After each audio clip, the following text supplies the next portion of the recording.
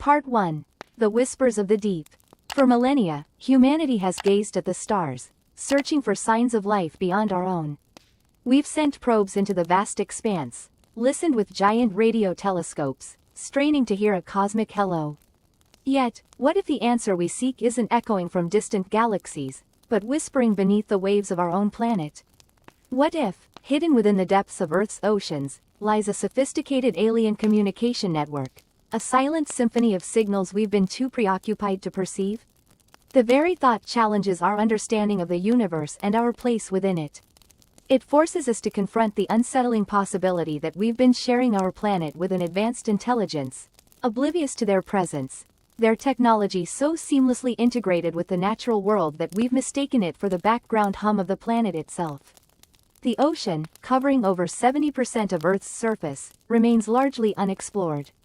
Its deepest trenches plunge miles beneath the surface, a realm of perpetual darkness and crushing pressure, a world as alien to us as the surface of Mars.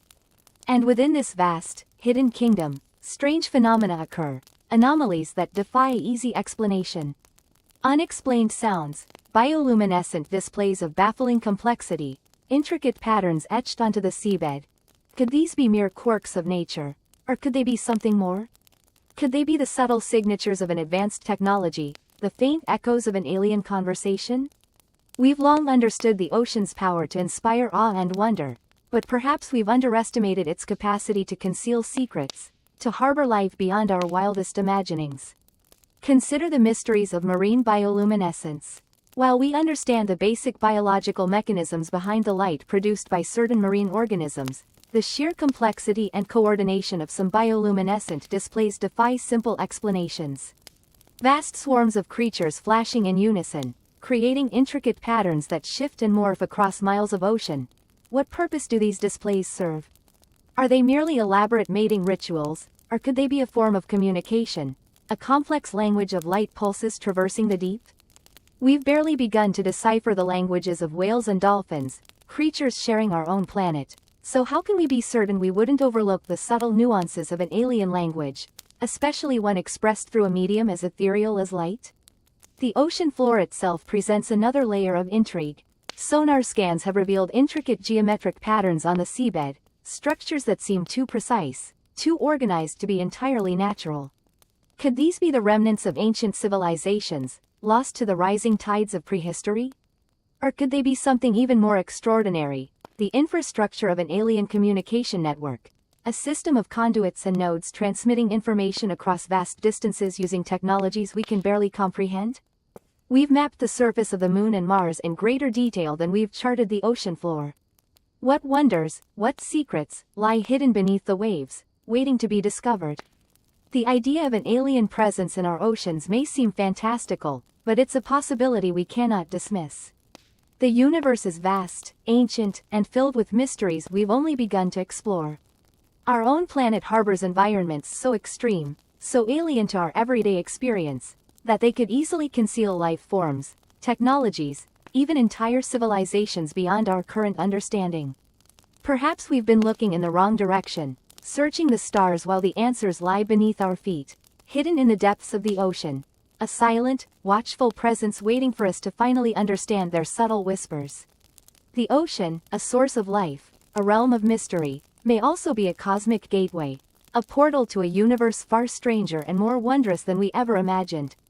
And the key to unlocking its secrets may lie in our willingness to listen, to truly listen, to the whispers of the deep. The sheer volume of water on Earth, a staggering 326 million trillion gallons, presents an immense challenge to exploration. It's a vast, three-dimensional environment, not just a flat surface to be mapped. We've sent probes to the deepest points, but these fleeting glimpses offer only a fragmented understanding of the complex ecosystems and potential technological marvels that might exist within. Think of the vastness of space, the seemingly infinite distances between stars.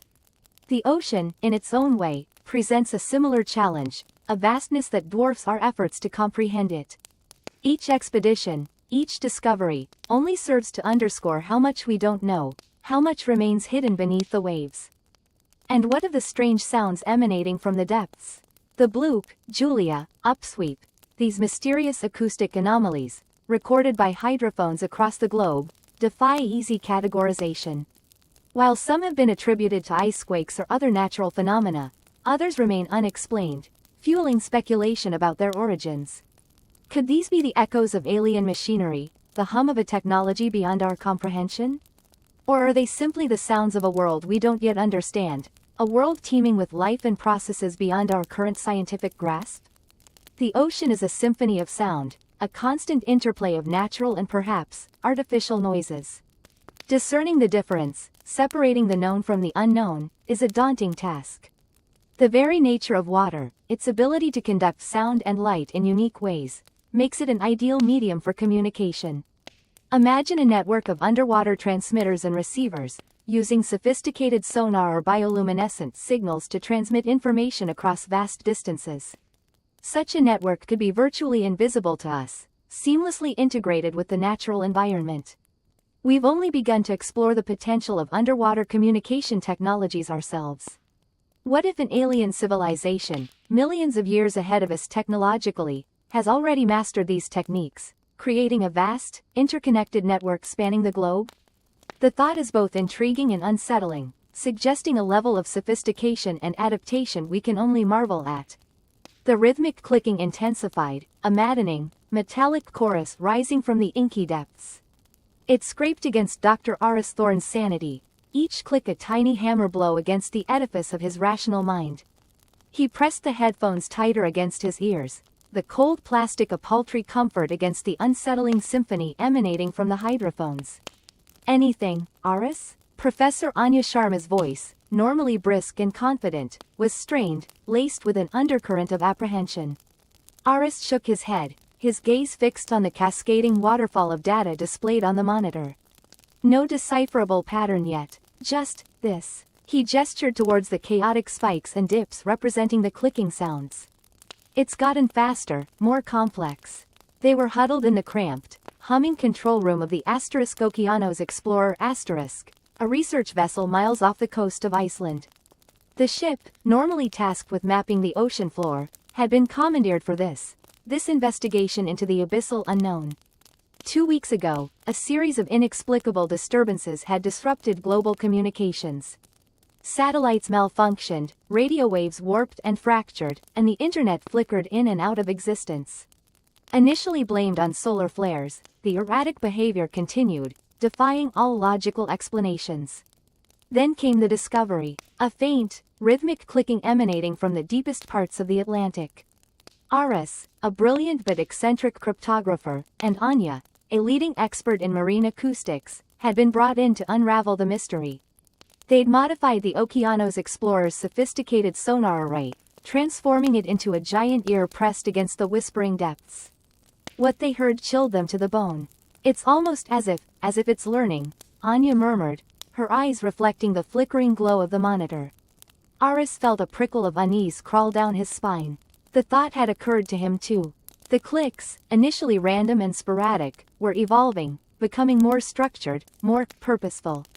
Days bled into nights as they listened, recorded, analyzed.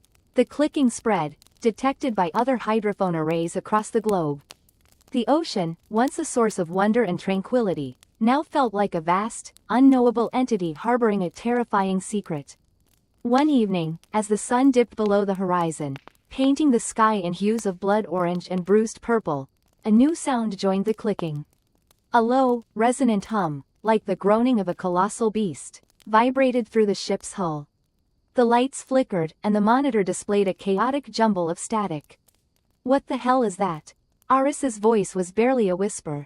Anya grabbed the communications console, trying to reach shore, but the signal's gone. The humming intensified, the ship groaning in protest. The clicking, now a frantic, almost hysterical staccato, seemed to be closing in on them. Aris felt a suffocating pressure building in the air, a palpable sense of dread that settled deep in his gut. Suddenly, the humming ceased. The clicking faded, replaced by an eerie silence, broken only by the gentle rocking of the ship. Aris and Anya stared at each other, their faces pale and drawn. The silence was more terrifying than the noise had been. Then, a new sound emerged, faint at first, but growing steadily louder. It was a voice, not human, not anything Aris had ever heard before. It resonated through the ship, through their very bones, a deep, guttural language that seemed to bypass their ears and speak directly to their minds. It was a language of immense age and power, a language that spoke of vast distances and unimaginable horrors. It was a language that demanded to be understood. Aris, despite his fear, felt a strange compulsion to decipher it, to unravel its secrets. He grabbed his notebook, his hand trembling, and began to scribble down the strange, alien phonemes. Anya, however, recoiled, her eyes wide with terror.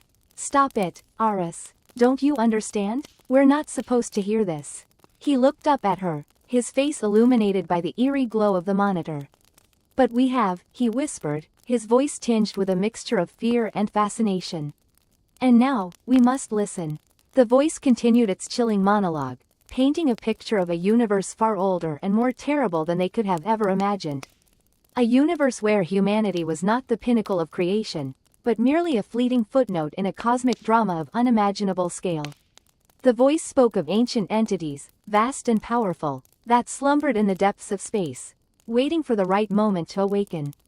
It spoke of a coming convergence, a cosmic alignment that would herald their return. And it spoke of Earth, a small, blue world on the periphery of the galaxy, a world that had unknowingly become a pawn in their grand design. As the voice continued its chilling pronouncements, Aris felt a growing certainty that the clicking, the humming, the strange disturbances, they were all part of a vast, alien communication network, a network that had been dormant for eons, and was now, for reasons unknown, awakening. And they, trapped aboard the Okeanos Explorer Asterisk, were the first to hear its terrible message. What if Earth's oceans hide an alien communication network? Part 3 of 25. The rhythmic clicking intensified. It wasn't just in my ears anymore. I could feel it vibrating in my teeth, resonating deep within my bones. The ocean's surface, once a familiar expanse of shifting blue, now felt alien, a membrane concealing unimaginable things. The research vessel, the Argonaut Asterisk, seemed smaller, more fragile than ever, a lone net adrift in a cosmic soup. The crew, initially skeptical of my concerns, were now visibly unnerved. The clicks, initially dismissed as equipment malfunction or marine life, were too persistent, too patterned to be anything natural. Dr. Anya Sharma, our chief marine biologist, kept glancing at the sonar readings, her face a mask of bewildered concern. "It's like the ocean itself is talking," she muttered, her voice barely above a whisper. Captain Hansen, a grizzled veteran of countless expeditions, gripped the railing, his knuckles white. "We're heading back to port," he announced, his voice strained. "This is beyond our pay grade." Relief washed over me, quickly replaced by a chilling premonition. Turning back felt wrong. It felt like interrupting a conversation we weren't meant to hear, a conversation that might have dire consequences if left unfinished. As the Argonaut began its slow turn, the clicking stopped. Abruptly, the silence that followed was even more unnerving than the sound, a heavy, expectant silence that pressed down on us like the weight of the ocean itself. Then, a new sound emerged. A low, guttural hum, emanating from the depths. It wasn't like anything I'd ever heard before, organic and mechanical at the same time. It pulsed, resonating with a strange, almost hypnotic rhythm. The lights on the Argonaut flickered, and the ship's systems began to malfunction. Alarms blared, adding to the cacophony of unsettling noise. "What the hell is that?" Hansen yelled, his voice barely audible above the din. The hum intensified, and the ocean's surface began to churn. Not from waves or wind, but from something beneath, something vast and powerful. A dark shape began to rise from the depths, silhouetted against the fading twilight. It was immense, far larger than any marine creature I'd ever seen or imagined. Panic erupted on deck. Crew members scrambled, their faces etched with terror. The hum resonated through the ship, vibrating the very metal beneath our feet. The dark shape continued its ascent, growing larger with each passing moment. It was unlike anything I'd ever seen, a monstrous, amorphous form that defied description. Its surface seemed to shift and undulate, as if composed of liquid shadow. Anya grabbed my arm, her eyes wide with fear. It's communicating," she stammered. "The hum, it's a language." I could feel the vibrations of the hum resonating through my body, a strange, dissonant language that spoke to some primal part of my brain. It wasn't just sound, it was a feeling, a sensation of overwhelming dread, of something ancient and unknowable. The monstrous shape breached the surface, its immensity dwarfing the Argonaut. It was a swirling mass of darkness, punctuated by glowing, bioluminescent points that pulsed in time with the hum. Tendrils of inky blackness reached out from its form, probing the air, as if searching for something. The ship rocked violently as one of the tendrils slammed against the hull. Metal shrieked, and the deck lurched beneath our feet. Crew members screamed, their cries lost in the deafening hum. The glowing points on the creature intensified, and the hum shifted, becoming more focused, more directed. It felt as if the creature was looking at us, studying us. The dread intensified, a cold, suffocating fear that gripped my heart. Then, the hum stopped. The silence that followed was even more terrifying than the noise, a pregnant silence that held the promise of something unspeakable. The creature remained motionless, its tendrils still outstretched, its glowing points fixed on the Argonaut. We were trapped, helpless, at the mercy of this unimaginable being. The ocean, once a source of wonder and exploration, had become a prison, a hunting ground for something beyond our comprehension. The glowing points on the creature pulsed once, twice, and then, with a chilling, almost mournful sound, the hum began again. This time, it was different. It was more complex, more structured. It sounded like a question. And in that moment, I knew. We weren't just interrupting a conversation. We were the subject of it. The creature, whatever it was, had noticed us. And it wanted answers. What if Earth's oceans hide an alien communication network? Part 4. The rhythmic clicking continued, now underscored by a deeper, almost guttural thrumming that vibrated through the hull. The sensation was like lying on the chest of some gargantuan, slumbering beast. I pressed my ear against the cold metal, trying to discern any pattern, any hint of meaning within the cacophony. The clicks, I was increasingly sure, weren't random. They seemed to cluster, to form distinct groupings, like words in an unknown language. Dr. Aris, pale and sweating, remained hunched over his console, the glow of the screen reflecting in his wide, unblinking eyes. He was muttering to himself, a string of equations and technical jargon that swam over me, meaningless. I tried to ask him what he was finding, but he didn't seem to hear me. The clicking and the thrumming had wound him tight, a spring about to snap.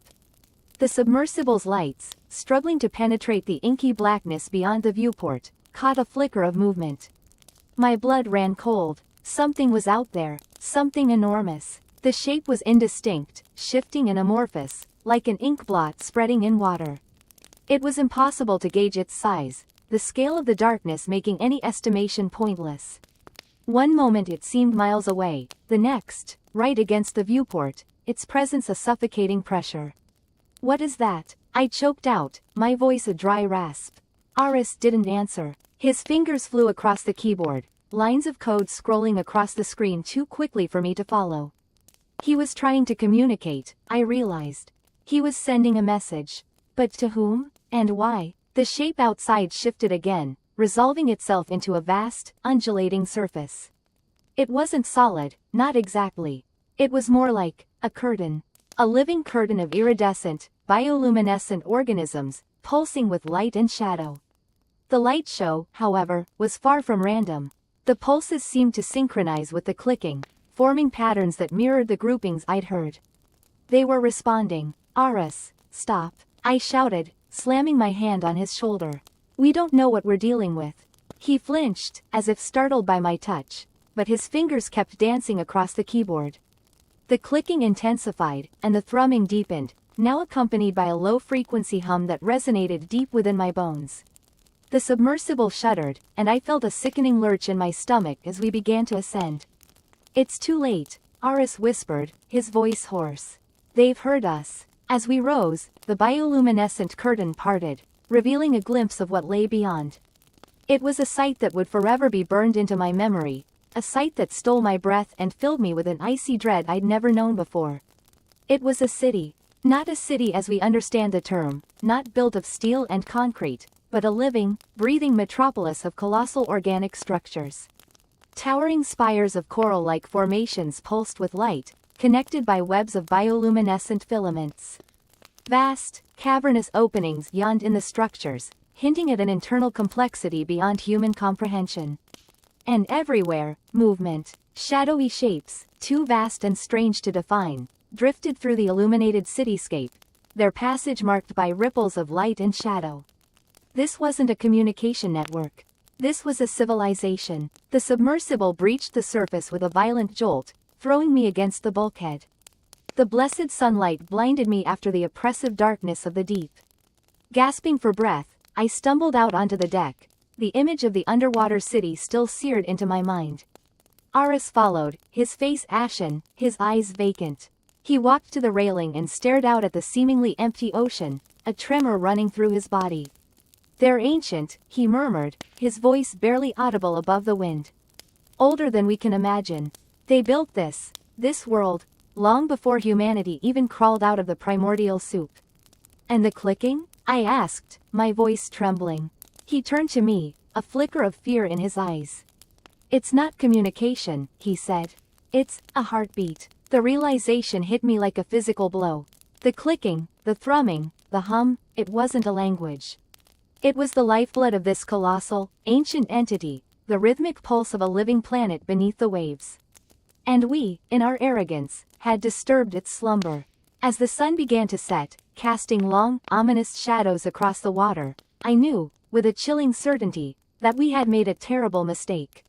We had opened a door to a world we were never meant to see, and now, whatever lay beyond that door was aware of us. And it was waking up. The ocean, once a symbol of mystery and wonder, now felt like a malevolent presence, its depths concealing an ancient, unknowable power. The gentle lapping of the waves against the hull of the research vessel sounded like a whispered threat. And in the growing darkness, I could almost hear the clicking again, faint but persistent, a steady, rhythmic reminder of the colossal, living entity that lay beneath, its vast, ancient eyes now open, fixed upon us. What if Earth's oceans hide an alien communication network? Part 5. The rhythmic clicking echoed in the cramped submersible, a counterpoint to the whine of the life support systems. Dr. Aris Thorne gripped the controls, his knuckles white, navigating the treacherous underwater canyon. The bioluminescent flora of the abyss painted fleeting, alien landscapes across the viewport. Each flicker seemed to synchronize with the clicking, a morbid light show orchestrated by something unknown. Since the discovery of the first node, the smooth, obsidian-like structure emitting the strange signals, the ocean had felt less like a familiar expanse and more like a hostile entity. The initial excitement of scientific breakthrough had curdled into a chilling dread. The clicking, initially dismissed as geological activity, now felt like a language they were slowly beginning to understand, a language whispered by the abyss itself. "Anything on sonar, Lieutenant?" Aris' voice was tight. Lieutenant Commander Anya Sharma, her face pale in the ethereal glow of the instruments, shook her head. "Nothing, sir. It's like the canyon just swallows the sound beyond a certain point." That was the most unsettling part.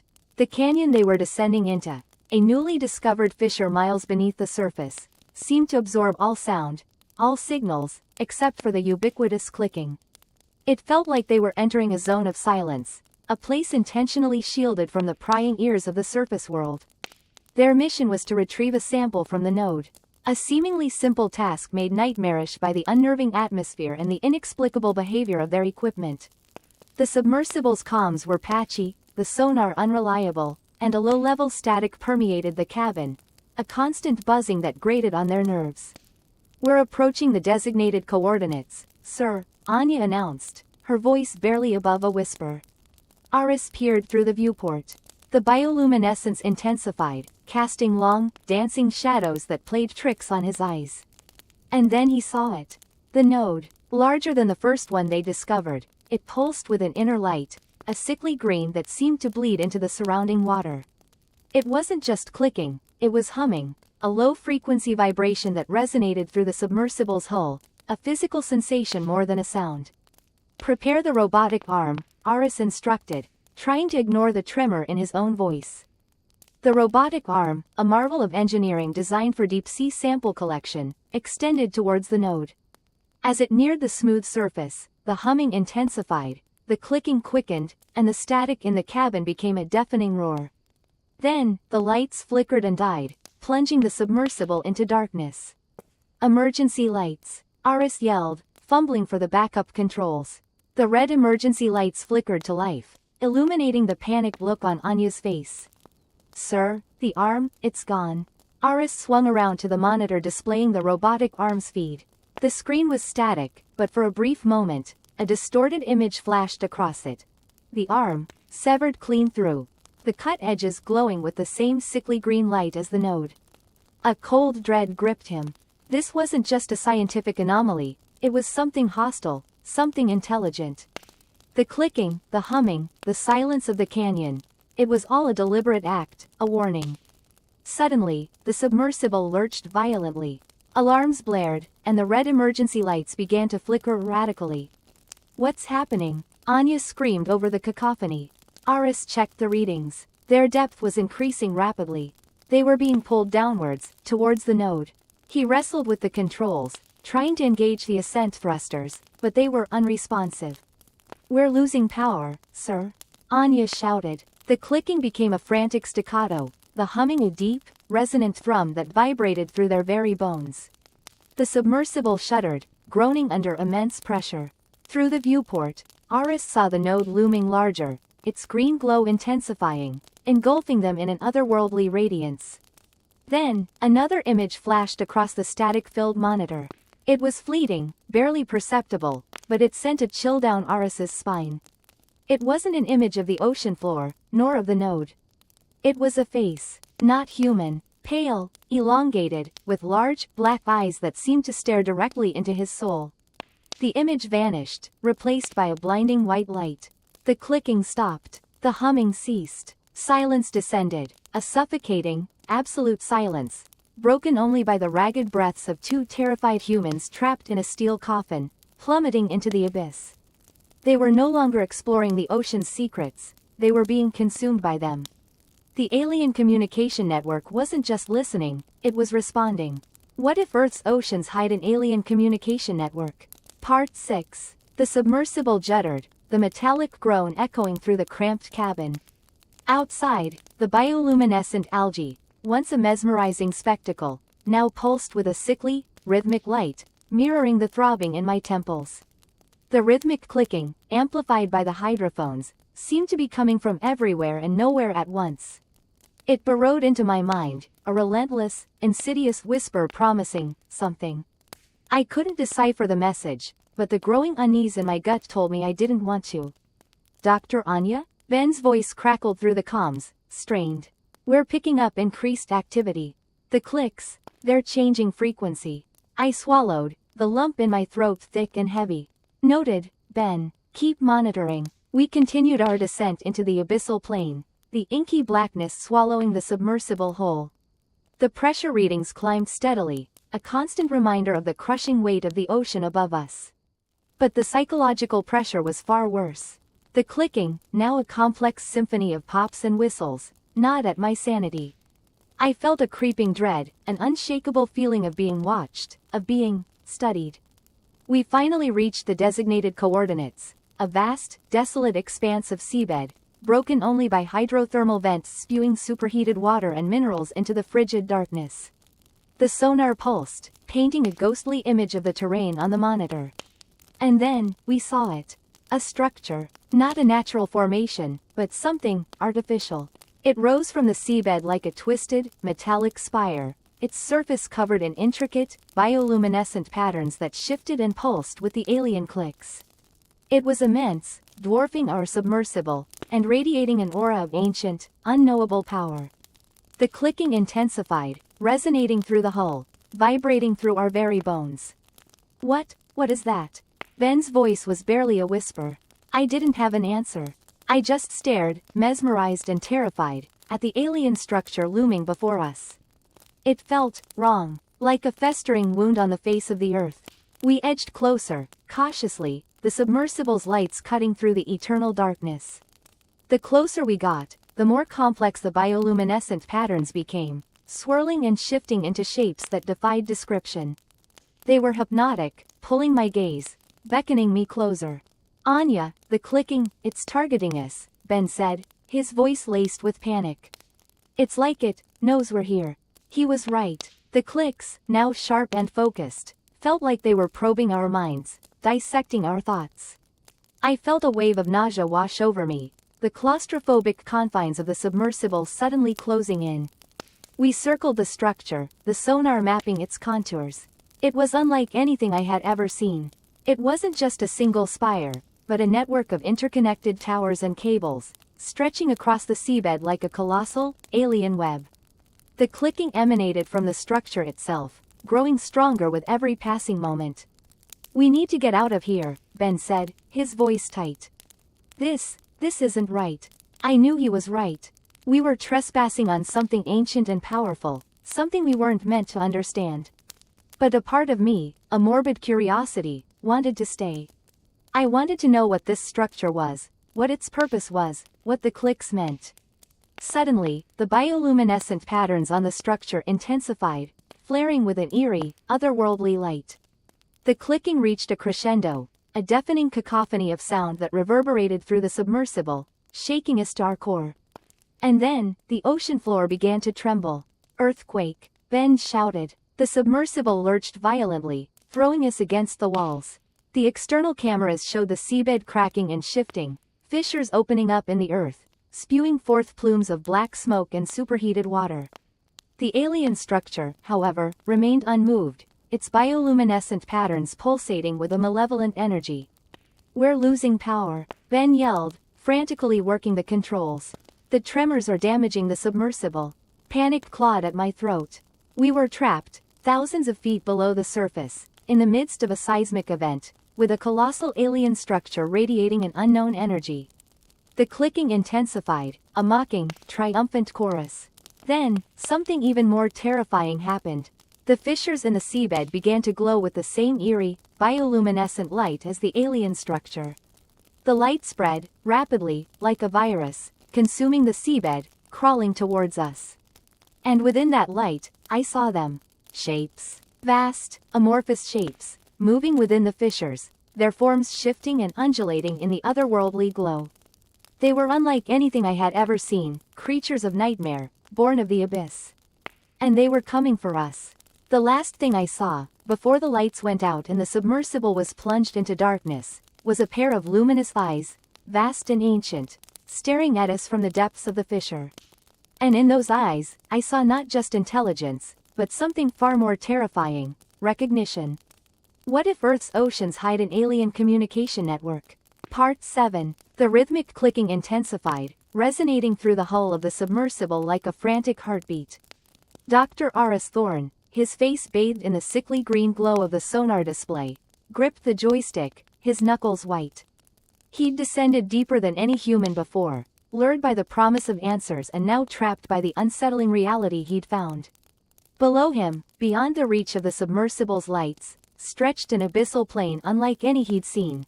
A geometric grid of colossal, obsidian structures stretching as far as the sonar could penetrate. It wasn't natural, it was engineered. Dr. Thorne, are you reading me? We're losing you. The interference is getting worse, crackled the anxious voice of Lieutenant Commander Eva Rostova over the comms. I'm here, Eva, but it's getting strange. The clicking, it's almost like a language. And these structures, they're not rock formations. They're artificial. The submersible lurched violently, throwing Thorne against his restraints.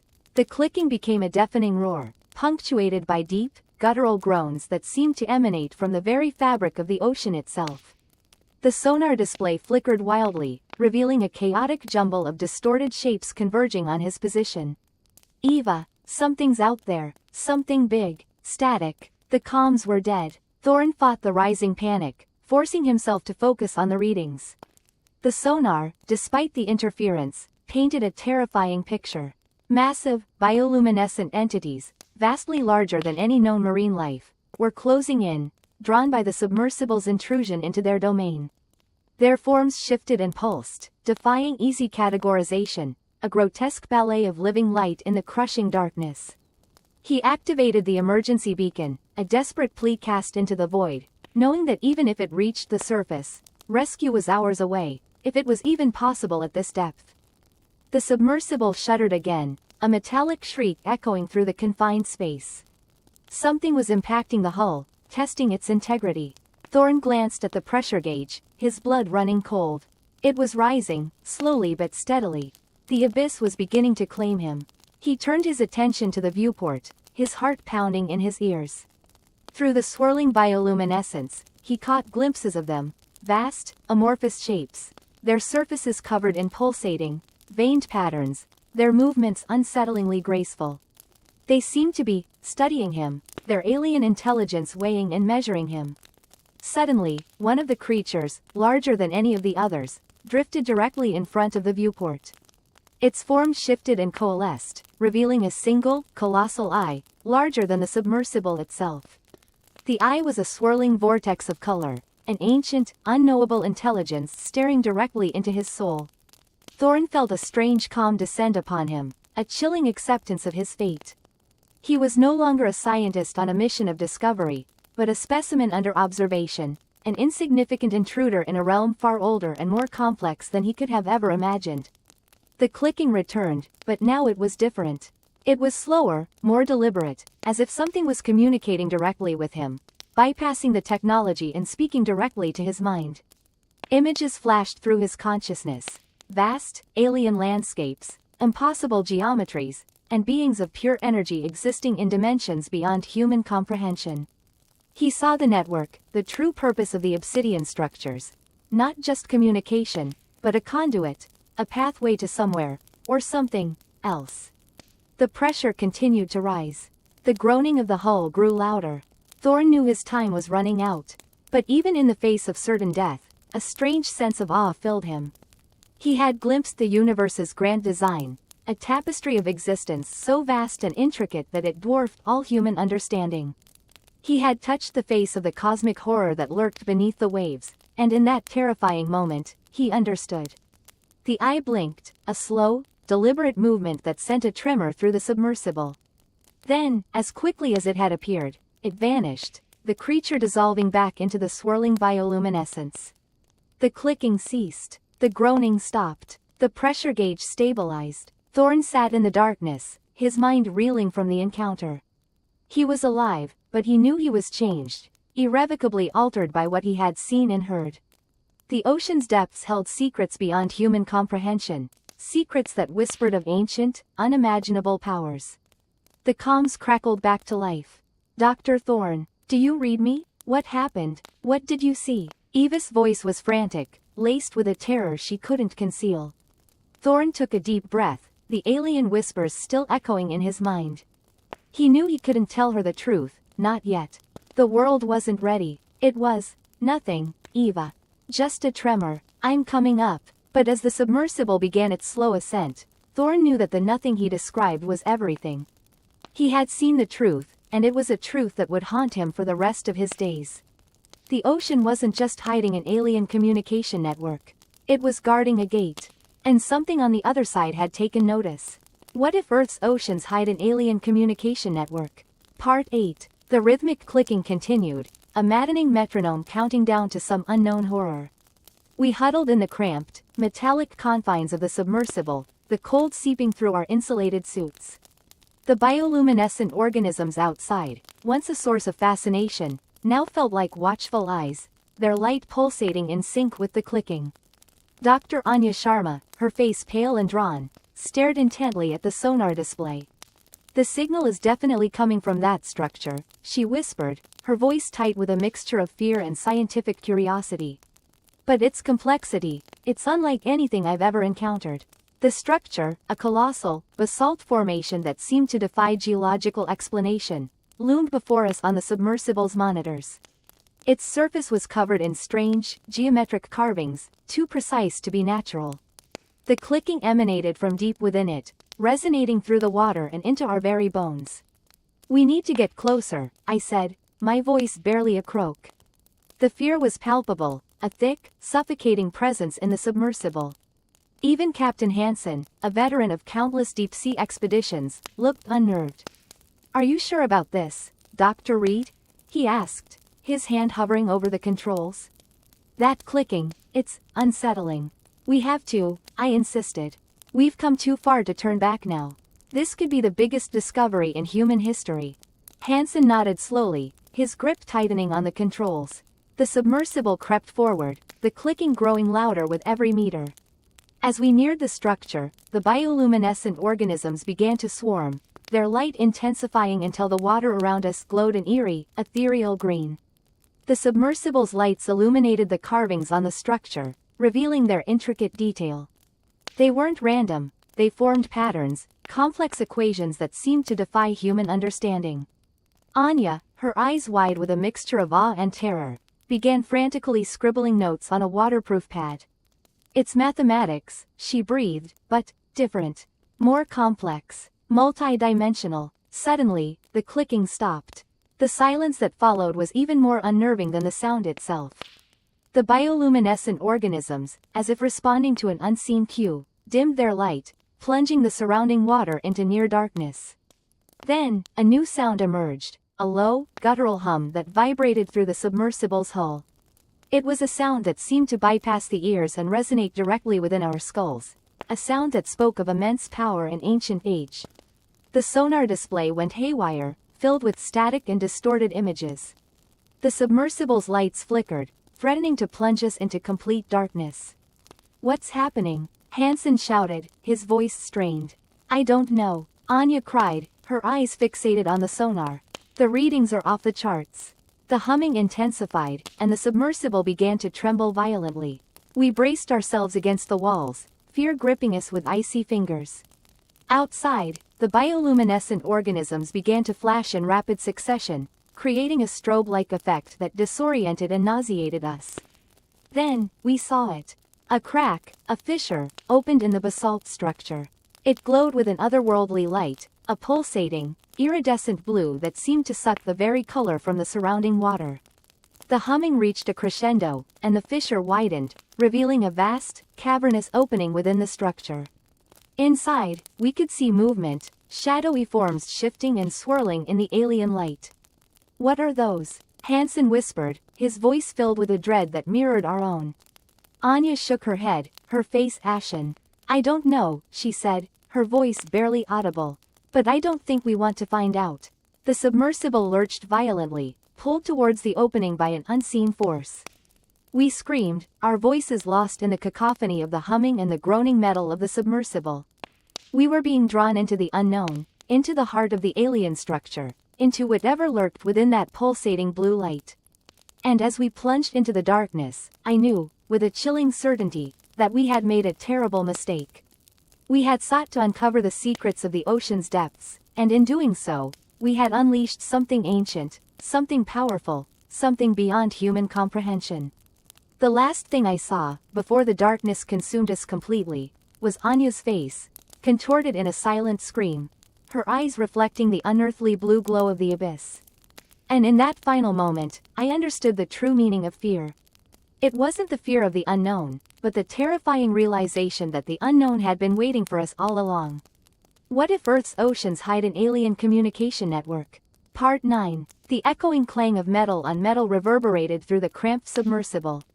Dr. Aris Thorne, his face illuminated by the sickly green glow of the emergency lights, gripped the control panel, his knuckles white. Around him, the once pristine interior was a mess of tangled wires, sparking circuits, and shattered equipment. The rhythmic thumping, which had intensified since their descent, now vibrated through the hull, shaking them to their core.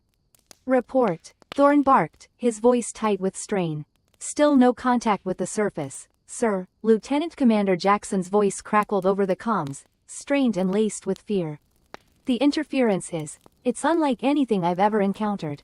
It's blocking all signals. Thorne glanced at the flickering sonar display. The anomaly, that impossibly vast structure beneath them, was closer now. It pulsed with an unnatural energy, a rhythmic throb that seemed to synchronize with the unsettling thumping that resonated through the submersible's hull. It felt like a monstrous heart beating deep within the earth. Structural integrity at 60% and dropping, sir, a panicked voice announced from the engineering station. We're taking on water. Thorne slammed his fist against the console.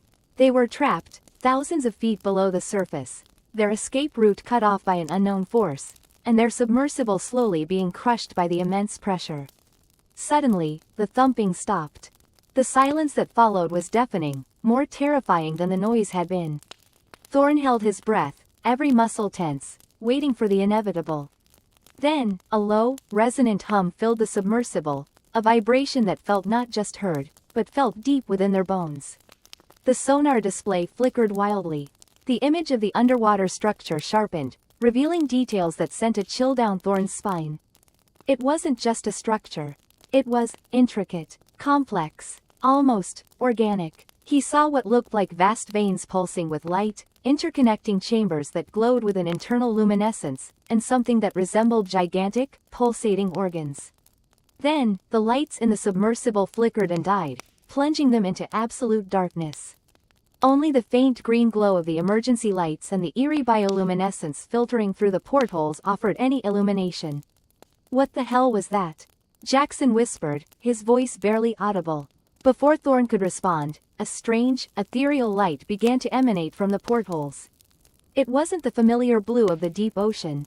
This light was otherworldly, a shifting kaleidoscope of colors that seemed to defy the laws of physics. Thorn pressed his face against the porthole, his heart pounding in his chest. He could see it now, clearer than ever. The structure wasn't just vast, it was alive. Its surface pulsed and shifted, the veins of light coursing through it like blood through arteries. And then he saw them. Silhouettes moving within the pulsating light, shapes that were both familiar and utterly alien. They were humanoid, but elongated, with slender limbs and large, bulbous heads. They moved with an unsettling grace, their movements fluid and hypnotic. Thorn gasped, stumbling back from the porthole. He knew, with a chilling certainty, that he was looking at the architects of the underwater structure, the source of the strange signals, the intelligence behind the deep-sea anomalies. The submersible groaned, the metal protesting under the immense pressure. The water was rising faster now, swirling around their ankles. The humming intensified, morphing into a series of distinct clicks and whistles, a language Thorn instinctively knew was directed at them. He looked back at the portholes, his gaze locking with one of the alien figures. Its large, black eyes seemed to pierce through the thick glass, staring directly into his soul.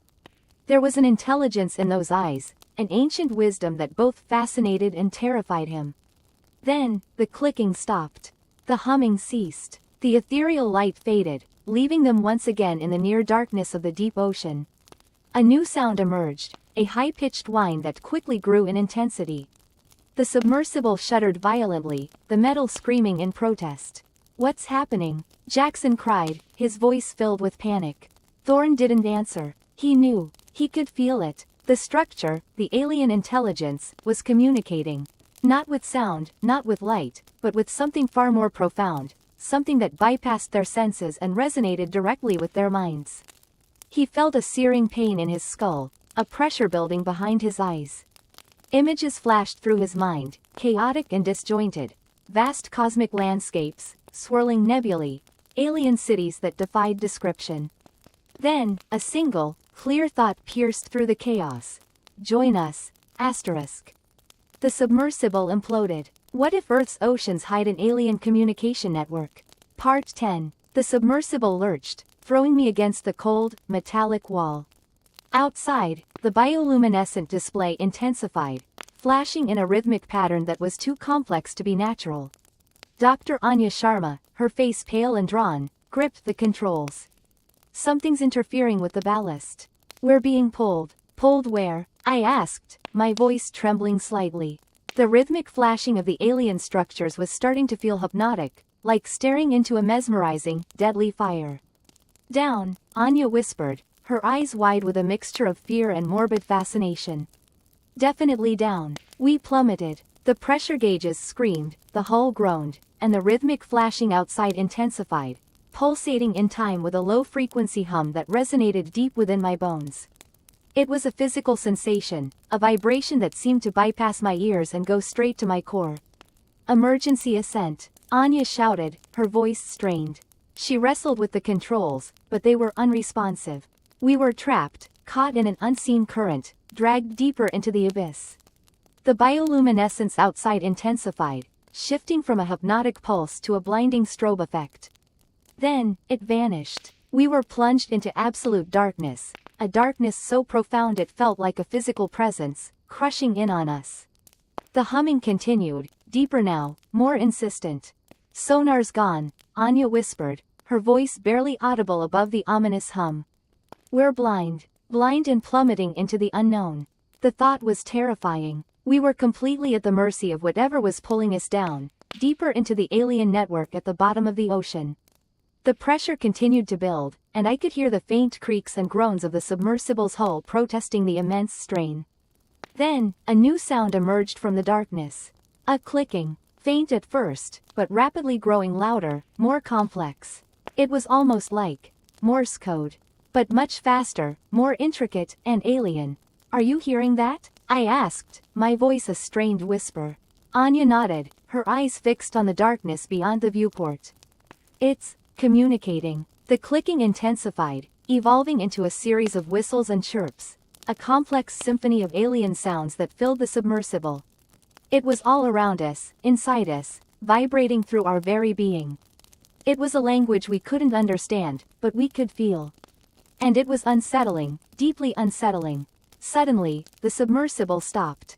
The plummeting sensation ceased, and the groaning of the hull subsided. We were still, suspended in the absolute darkness, surrounded by the alien symphony. Then, the lights came back on. But it wasn't the gentle glow of our submersible's external lights. This light was different. It was a cold, ethereal luminescence that emanated from the structures outside. They were closer now, much closer. We were surrounded. The alien structures, previously seen only as fleeting glimpses, were now clearly visible. They were complex, intricate, and undeniably artificial. They resembled enormous, bioluminescent corals, but their intricate patterns and geometric precision betrayed their alien origin. They pulsed with the same eerie light that filled the submersible, and the strange clicking and whistling seemed to emanate from them. We were inside the network. The clicking and whistling intensified, shifting and changing, becoming more directed, more focused. It felt like they were studying us, analyzing us. And the feeling was anything but comfortable. "They're communicating," Anya repeated, her voice a hushed whisper. But with what? And to whom? The question hung in the air, unanswered, chilling. Suddenly, one of the structures directly in front of the submersible began to glow brighter, its luminescence intensifying until it was almost painful to look at. Then, it began to move. It extended a long, slender appendage towards the submersible, its tip glowing with an even brighter light. The appendage touched the hull. The metal groaned under the contact, and the submersible shuddered violently. The clicking and whistling reached a fever pitch, filling the small space with an unbearable cacophony. Anya screamed, a high-pitched, desperate sound that was quickly swallowed by the alien symphony. I closed my eyes, bracing for the inevitable. Whatever was out there, whatever had dragged us down into the depths, was about to reveal itself. And I had a terrible feeling that we weren't going to like what we saw. The clicking stopped. The whistling faded. The light dimmed. Slowly, I opened my eyes. The appendage was still there, pressed against the hull. But it wasn't moving. The light emanating from it had softened, become less intense. Then, the appendage retracted. The structure it belonged to began to dim, its light fading until it blended back into the network of glowing structures around us. Silence. Absolute, chilling silence. The only sound was the faint whirring of the submersible's internal systems and the pounding of my own heart. We were still trapped, still surrounded. But the feeling of immediate danger had passed. For now. What just happened? I whispered, my voice hoarse.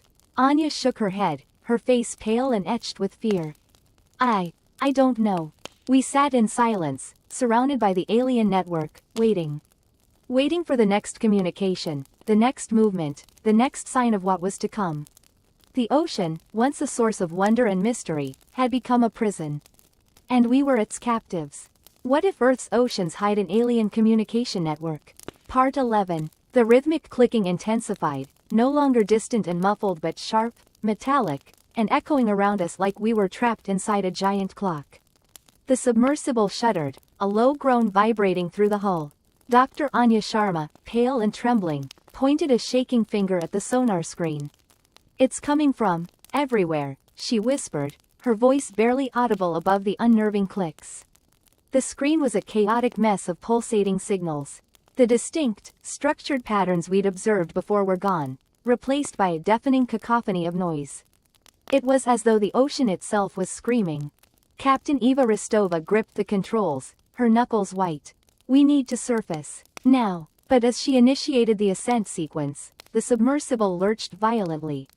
Alarms blared, red lights flashing across the control panel. "We're losing power," yelled Lieutenant Jackson, his voice strained. Panic clawed at my throat. Trapped 2 miles beneath the surface, surrounded by an unseen, hostile presence, the submersible now threatened to become our coffin. "Backup power initiated," Eva announced, her voice surprisingly calm amidst the chaos. But it won't last long. The clicking intensified, morphing into a high-pitched whine that grated on our nerves. The lights flickered, casting grotesque shadows that danced across the terrified faces of my crew. Then, the sonar screen went blank. "They've jammed us," Anya breathed, her eyes wide with terror. "They don't want us to see." But we didn't need to see. We could feel it, a presence, vast and ancient, pressing in on us from all sides. It felt like the ocean itself was closing in, suffocating us. A low, guttural hum resonated through the hull, a sound that vibrated deep within our bones. The submersible began to spin, slowly at first, then faster and faster, caught in an invisible whirlpool. "What's happening?" I shouted, clinging to the nearest handhold as the world spun around me. "I don't know." Eva's voice was tight with fear. "The controls are unresponsive. We were completely at its mercy." Whatever it was, the spinning intensified, becoming a dizzying blur. Nausea churned in my stomach. I squeezed my eyes shut, bracing for the inevitable. Then, just as suddenly as it began, the spinning stopped. The clicking and humming ceased. Silence descended, thick and heavy, broken only by our ragged breathing. Cautiously, I opened my eyes. The lights were back on, albeit dimly. The sonar screen remained blank. The submersible was still, suspended in the inky blackness. What just happened?"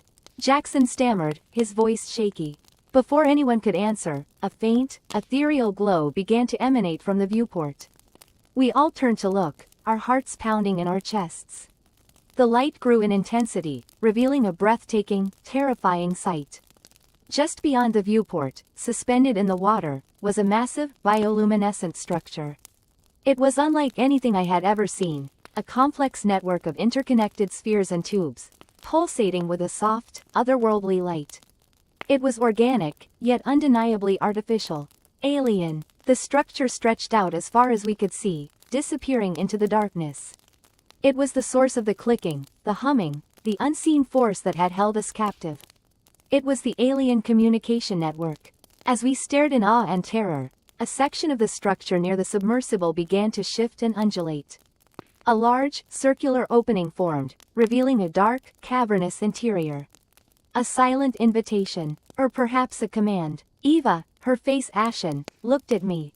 "What do we do?" I didn't know. Every instinct screamed at me to flee, to surface, to put as much distance as possible between us and this alien monstrosity. But another part of me, a morbid curiosity, a desperate need to understand, urged me forward. We had come this far, risked everything, to find answers. And now, the answers were right in front of us. "We go in," I said, my voice barely a whisper. The decision made, Eva cautiously maneuvered the submersible towards the opening. As we approached, the ethereal glow intensified, bathing us in an eerie, otherworldly light. The submersible entered the opening, and we were swallowed by the darkness. The clicking returned, softer now, almost a lullaby. The submersible continued deeper into the structure, into the heart of the alien network, into the unknown. And as we descended, I couldn't shake the feeling that we were not explorers, but specimens. We had not discovered the network. We had been lured. Part 12. The whispers grow louder. The rhythmic clicking, once a subtle background noise detected only by sensitive equipment, was now audible to the naked ear. A faint, metallic tapping, like a million tiny hammers striking against the hull of reality itself. It was everywhere, on the decks of ships, in coastal towns, even echoing faintly in the wind whistling through inland valleys. The world was holding its breath, listening. The psychological toll was immense. The constant, insidious clicking gnawed at the edges of sanity. Sleep became a luxury few could afford.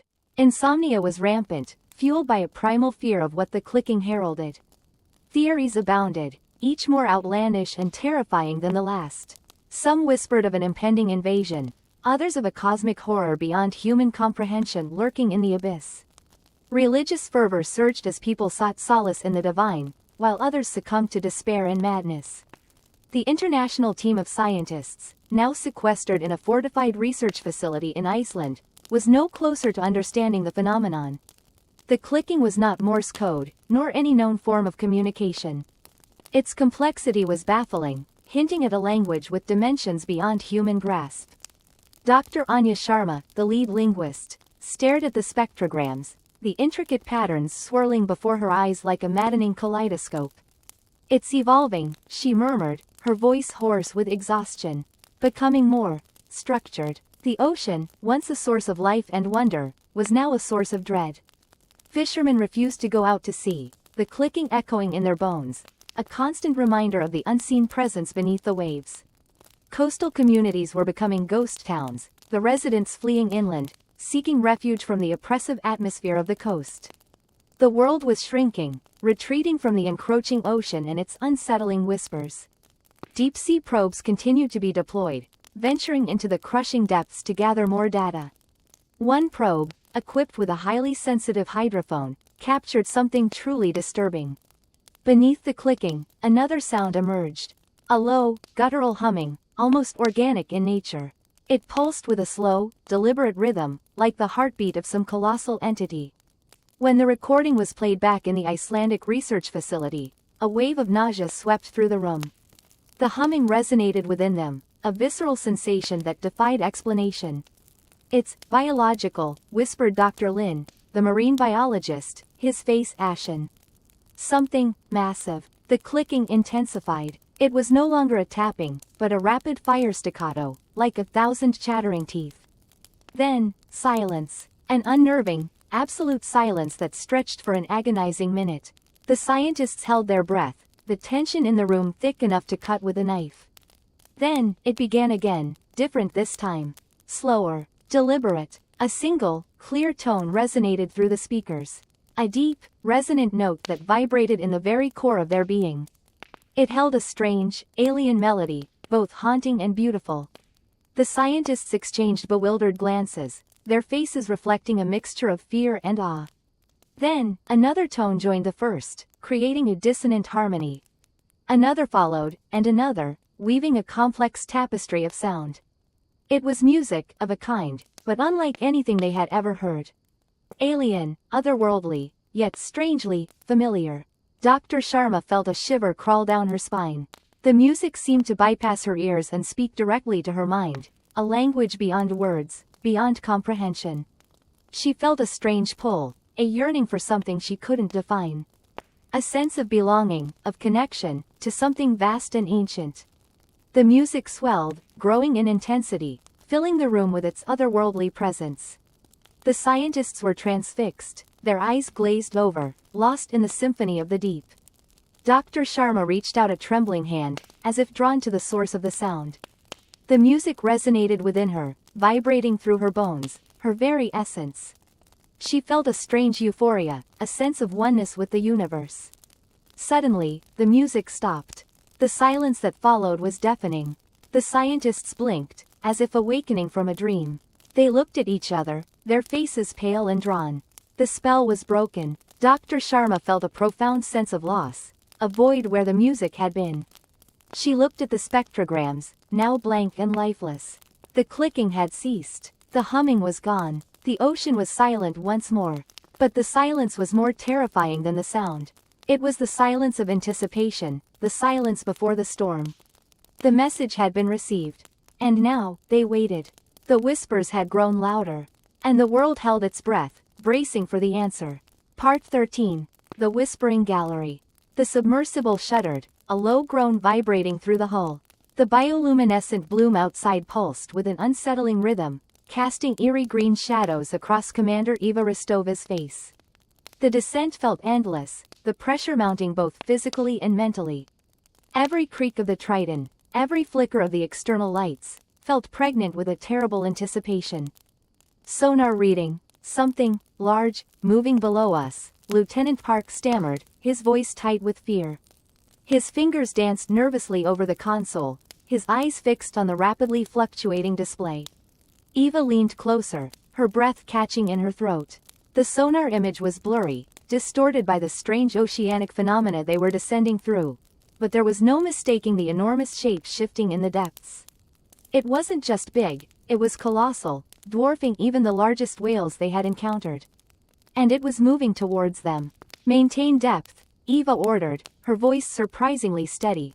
Fear was a luxury they couldn't afford down here. Increase power to the floodlights. The submersible's lights cut through the murk, pushing back the oppressive darkness. The bioluminescent organisms recoiled from the intense beams, revealing a terrifying glimpse of the creature below. It was amorphous, a vast, shifting mass of black, glistening, something. Tentacles, or perhaps pseudopods, extended from its central bulk, probing the water around it. It was like a nightmare made flesh, a creature from the deepest, darkest recesses of the human imagination. As it drifted closer, a low, guttural hum began to resonate through the water, vibrating the Triton's hull. It wasn't a mechanical sound, but something organic, something alive. It was the same hum they had detected emanating from the underwater structures, only amplified 1,000-fold. The sound seemed to bypass their ears entirely, resonating deep within their bones, shaking them to their core. "It's communicating," Dr. Anya Sharma whispered, her eyes wide with a strange mixture of fear and fascination. "The hum, it's patterned, structured. It's a language." Eva felt a chill crawl down her spine. A language. This monstrous creature, this thing from the abyss, was speaking. And she had the horrifying suspicion that it was speaking to them. The creature continued its ascent, its enormous form slowly filling the viewscreen. The hum intensified, becoming almost unbearable. Eva felt a pressure building in her head, a dizzying sensation of vertigo. Nausea churned in her stomach. "Report," she barked, trying to regain control of the situation. "Systems, failing," Park choked out, his face ashen. "Power, fluctuating. Sonar, offline." One by one, the submersible's systems began to shut down. The lights flickered and dimmed, plunging them back into the oppressive semi-darkness. The humming intensified, now accompanied by a high-pitched whine that seemed to pierce through their skulls. Eva felt a sharp, stabbing pain in her temples. Her vision blurred. Then, through the hum and the whine, she heard something else. A voice. Not a voice she heard with her ears, but a voice that seemed to echo inside her head, whispering directly into her thoughts. It was a cold, alien voice, ancient and vast, imbued with a power beyond human comprehension. Asterisk. "Welcome, children, to our world, asterisk." The voice seemed to reverberate through her very being, stripping away her fear and replacing it with a chilling sense of understanding. She understood, with a certainty that defied logic, that this creature, this being, was not malicious. It was simply curious. The pressure in her head intensified. She felt a strange pulling sensation, a feeling of being drawn outwards, towards the creature. She looked at Park and Sharma, their faces contorted in similar expressions of pain and bewilderment. They were experiencing it too. The creature was not attacking them. It was inviting them into its world. A world beyond human understanding, a world of ancient power and unimaginable horror. The Triton creaked and groaned, its hull protesting under the immense pressure. The lights flickered one last time and then died, plunging them into absolute darkness. The hum and the whine reached a crescendo, drowning out all other sounds. And then, in the suffocating blackness, Eva heard the alien voice once more, closer now, more intimate. Asterisk. "Come, join us, become one, asterisk." Eva felt a strange sense of peace wash over her, a feeling of acceptance. She closed her eyes, surrendering to the inevitable. The pressure in her head became unbearable. Her vision exploded in a kaleidoscope of colors. And then, there was nothing. Only the hum, and the whispering, and the waiting. Part 14. The Whispering Reef. The silence after the hydrophone's shriek was worse than the sound itself. It was a thick, suffocating blanket woven with anticipation and dread. We stared at the inert device, willing it to spring back to life, to offer some explanation for the ear-splitting cry.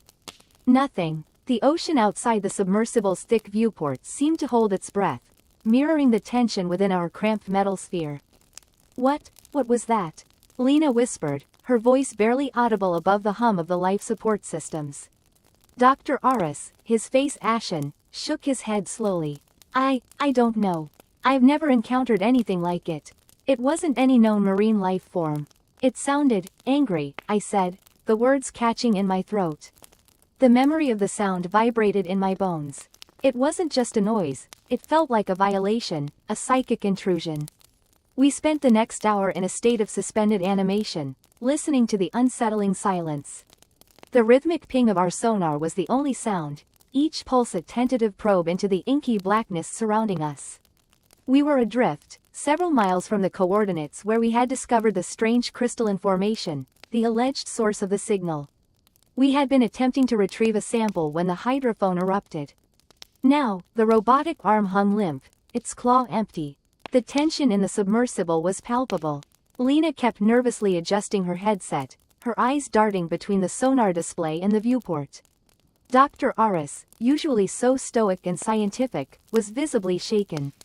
He kept muttering to himself, flipping through pages of notes, as if searching for an answer in his research that simply wasn't there.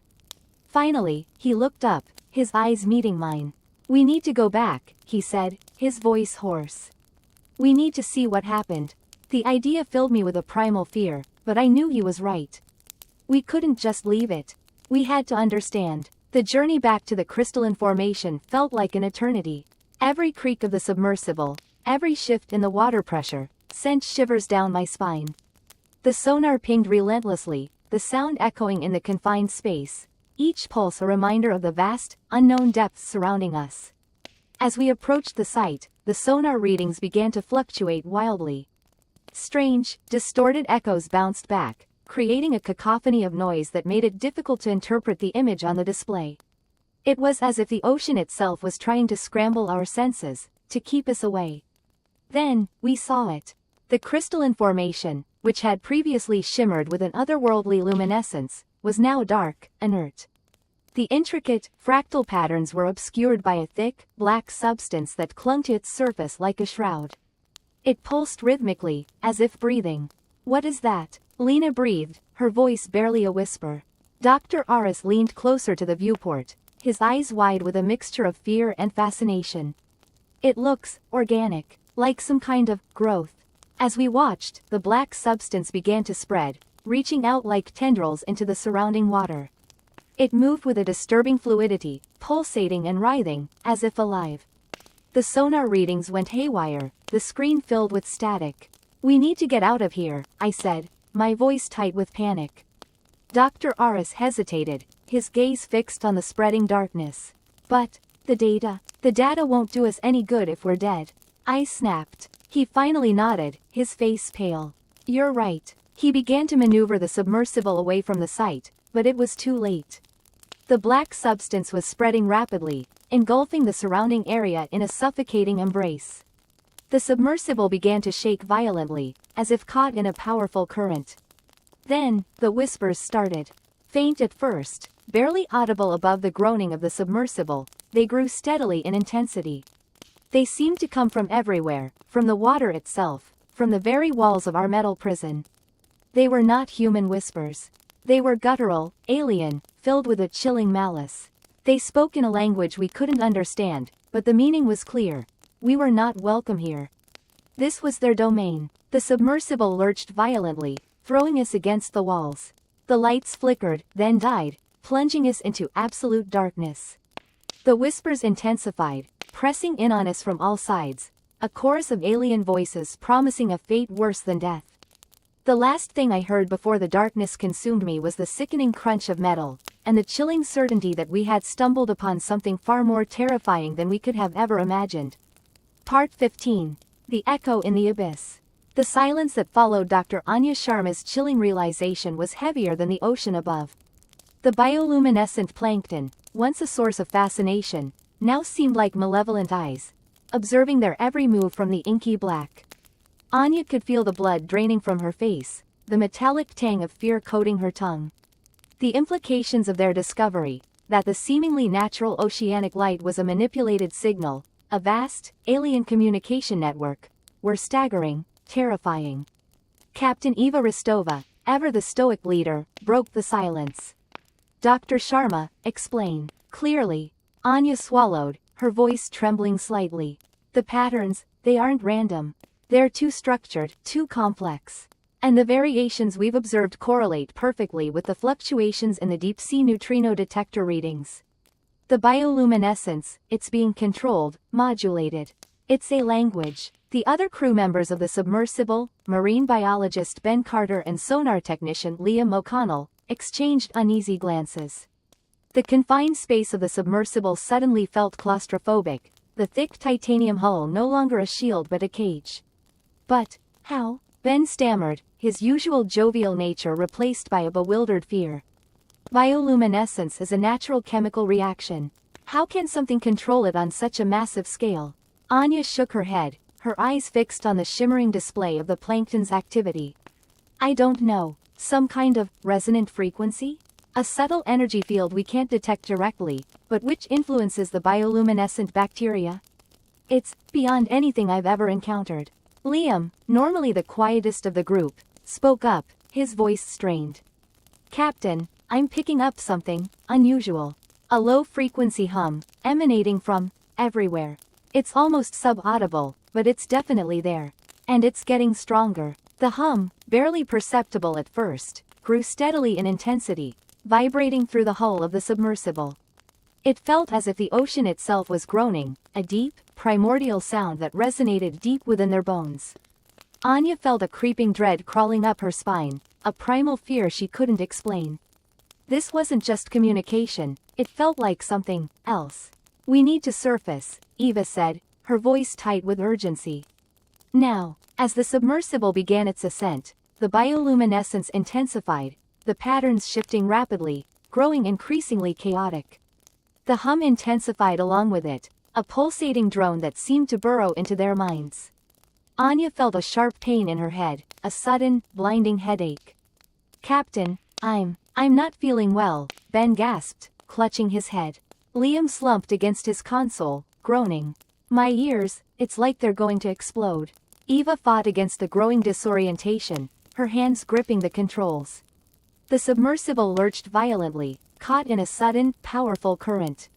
What the hell was that? She exclaimed, struggling to regain control. Captain, look, Liam cried, pointing at the sonar display. A massive, amorphous shape was emerging from the abyss below, its outline blurred by the shimmering bioluminescence. It was unlike anything they had ever seen, vast and shifting, its form constantly changing. It seemed to be made of the same glowing plankton that filled the ocean, a colossal, sentient cloud of light. Panic gripped the crew. The hum reached a deafening crescendo, and Anya felt a searing pain in her skull, as if something was trying to force its way into her mind. Images flashed before her eyes, vast, alien landscapes, towering structures of impossible geometry, and creatures beyond human comprehension. Then, as quickly as it had begun, the hum stopped. The bioluminescence faded, the ocean returning to its normal darkness. The massive shape vanished from the sonar, as if it had never been there. The submersible, still caught in the lingering turbulence, slowly continued its ascent. The crew, shaken and disoriented, huddled together in the cramped cabin. The silence was broken only by their ragged breathing. They had glimpsed something vast, something ancient, something utterly alien. And they knew, with a chilling certainty, that they were not alone. As they finally broke the surface, the pale dawn sky offered little comfort. The ocean stretched out before them, vast and inscrutable, hiding its secrets beneath the waves. The experience had changed them, marked them. They had heard the echo in the abyss, and it would forever haunt their dreams. What they had witnessed was not merely communication. It was a prelude, a warning, and they were terrified of what was to come. Part 16. The Whispering Gallery. The submersible shuddered, a tremor running through its metal bones. The bioluminescent algae, our only source of light in the abyssal plane, pulsed with an unsettling rhythm, casting long, distorted shadows that danced on the sediment clouds we'd stirred up. Dr. Anya Sharma, her face pale and drawn, pointed a trembling finger at the sonar display. It's getting closer. The rhythmic clicking, which we'd initially dismissed as geological activity, had intensified, evolving into a complex series of clicks and whistles. It sounded almost structured, like a language, but not one we'd ever encountered. The source, whatever it was closing in on our position, fast. "Prepare for ascent," I ordered, my voice strained. The clicking grew louder, vibrating through the hull of the submersible, a physical pressure against our eardrums. It felt invasive, as if the sound itself was probing our minds. We began our slow, agonizing climb, the submersible groaning under the pressure. The water around us, normally still and black, seemed to churn with unseen currents. It's jamming our comms," Anya whispered, her eyes wide with terror. Static crackled through our headsets, drowning out all other sounds. The rhythmic clicking intensified, morphing into a deep, resonating hum that vibrated through the very fabric of the submersible. We were trapped, encased in metal, descending into a silent, watery hell. Then, the humming stopped. The sudden silence was more terrifying than the noise. It felt like the predator had paused, savoring the anticipation of its kill. The submersible lurched violently, throwing us against our restraints. A high-pitched whine filled the cabin, the sound of metal straining against immense pressure. "We're losing structural integrity," Anya screamed, her voice barely audible above the whine. The submersible creaked and groaned, the metal protesting under the unseen force. The internal lights flickered, casting strobing shadows that danced across the terrified faces of the crew. Suddenly, a blinding flash of light illuminated the water outside. Through the viewport, we saw it. A colossal shape, vast and impossibly complex, its surface shimmering with bioluminescent patterns. It was unlike anything we'd ever seen, a living cathedral of flesh and light, its forms shifting and undulating in the inky blackness. The whine intensified, turning into a deafening shriek as the submersible buckled under the pressure. We braced ourselves for the inevitable, the crushing embrace of the deep. But it didn't come. Instead, the pressure eased. The whining subsided. The submersible, miraculously intact, began to rise, pulled upwards by an unseen force. As we ascended, the colossal shape remained visible through the viewport, its bioluminescent patterns pulsing with a hypnotic rhythm. It felt as if we were being observed, studied. The rhythmic clicking returned, softer now, almost gentle. It no longer felt threatening, but communicative. We broke the surface, gasping for breath, the cold air a welcome shock after the oppressive depths. The research vessel, the Argonaut *, loomed above us, its lights a beacon in the darkness. We were hauled aboard, shaking and disoriented, our faces etched with the horror of what we had witnessed. Back on the Argonaut *, the clicking continued, emanating from the depths. It was faint now, barely audible, but undeniably present. It felt like a whisper, a constant reminder of the vast, unknowable intelligence that lurked beneath the waves. We had glimpsed the alien communication network, and it had glimpsed us in return. Dr. Chen, his face ashen, approached me. "We need to leave," he said, his voice barely a whisper. "We need to leave now."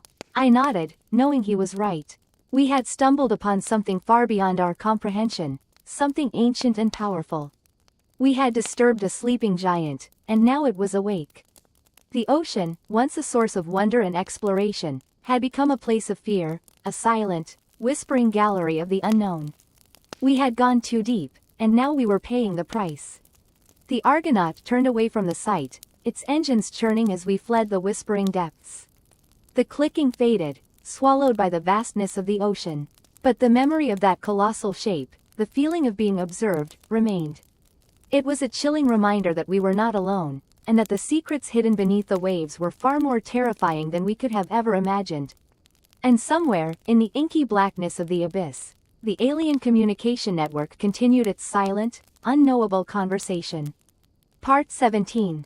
The whispers grow louder. The rhythmic clicking, once a subtle background noise noticed only in the deepest silence, was now a constant companion. It permeated the reinforced walls of the research station, a relentless, subaural thrumming that vibrated in the bones, in the teeth, in the very core of your being. Sleep became a shallow, fitful thing, punctuated by vivid, unsettling dreams of vast, dark shapes moving in the crushing depths.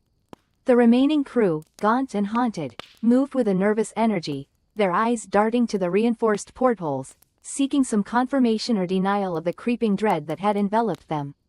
Dr. Anya Sharma, once the pillar of scientific objectivity, now spent her days hunched over sonar readings, muttering to herself in a language no one recognized. Her frantic scribbles filled notebooks with complex equations and bizarre, organic diagrams that resembled nothing found on Earth. The communication attempts with the surface had ceased. The last message received had been garbled, static-ridden, ending mid-sentence with a chilling gurgle. We tried sending our own messages, but only silence met our increasingly desperate pleas. We were alone, trapped in a metal coffin at the bottom of the ocean, with something vast and unknowable stirring in the darkness beyond. One evening, as the artificial sun of the station dipped below the horizon, simulating night, a new sound joined the clicking. It was a low, resonant hum, almost a moan, that seemed to emanate from the very water surrounding us. It rose and fell in intensity, weaving its way into the clicking, creating a dissonant symphony of the alien. The lights flickered and a cold draft, unnatural in the sealed environment, snaked through the corridors. Technician Ramirez, a young man who had always been boisterous and full of bravado, snapped. He began screaming, tearing at his hair, ranting about eyes in the darkness and whispers that promised power. It took 3 of us to restrain him, his strength amplified by a terrifying, unnatural frenzy. He eventually succumbed to a trembling silence, his eyes wide and vacant, fixated on something only he could see. The hum intensified. It felt as though the station itself was vibrating, the metal groaning under an immense pressure. Dr. Sharma, her face illuminated by the flickering monitor, looked up, her eyes wide with a strange mixture of terror and awe. "They're communicating," she whispered, her voice barely audible above the growing moan. "They're speaking to us." We gathered around her, our fear momentarily overridden by a morbid curiosity.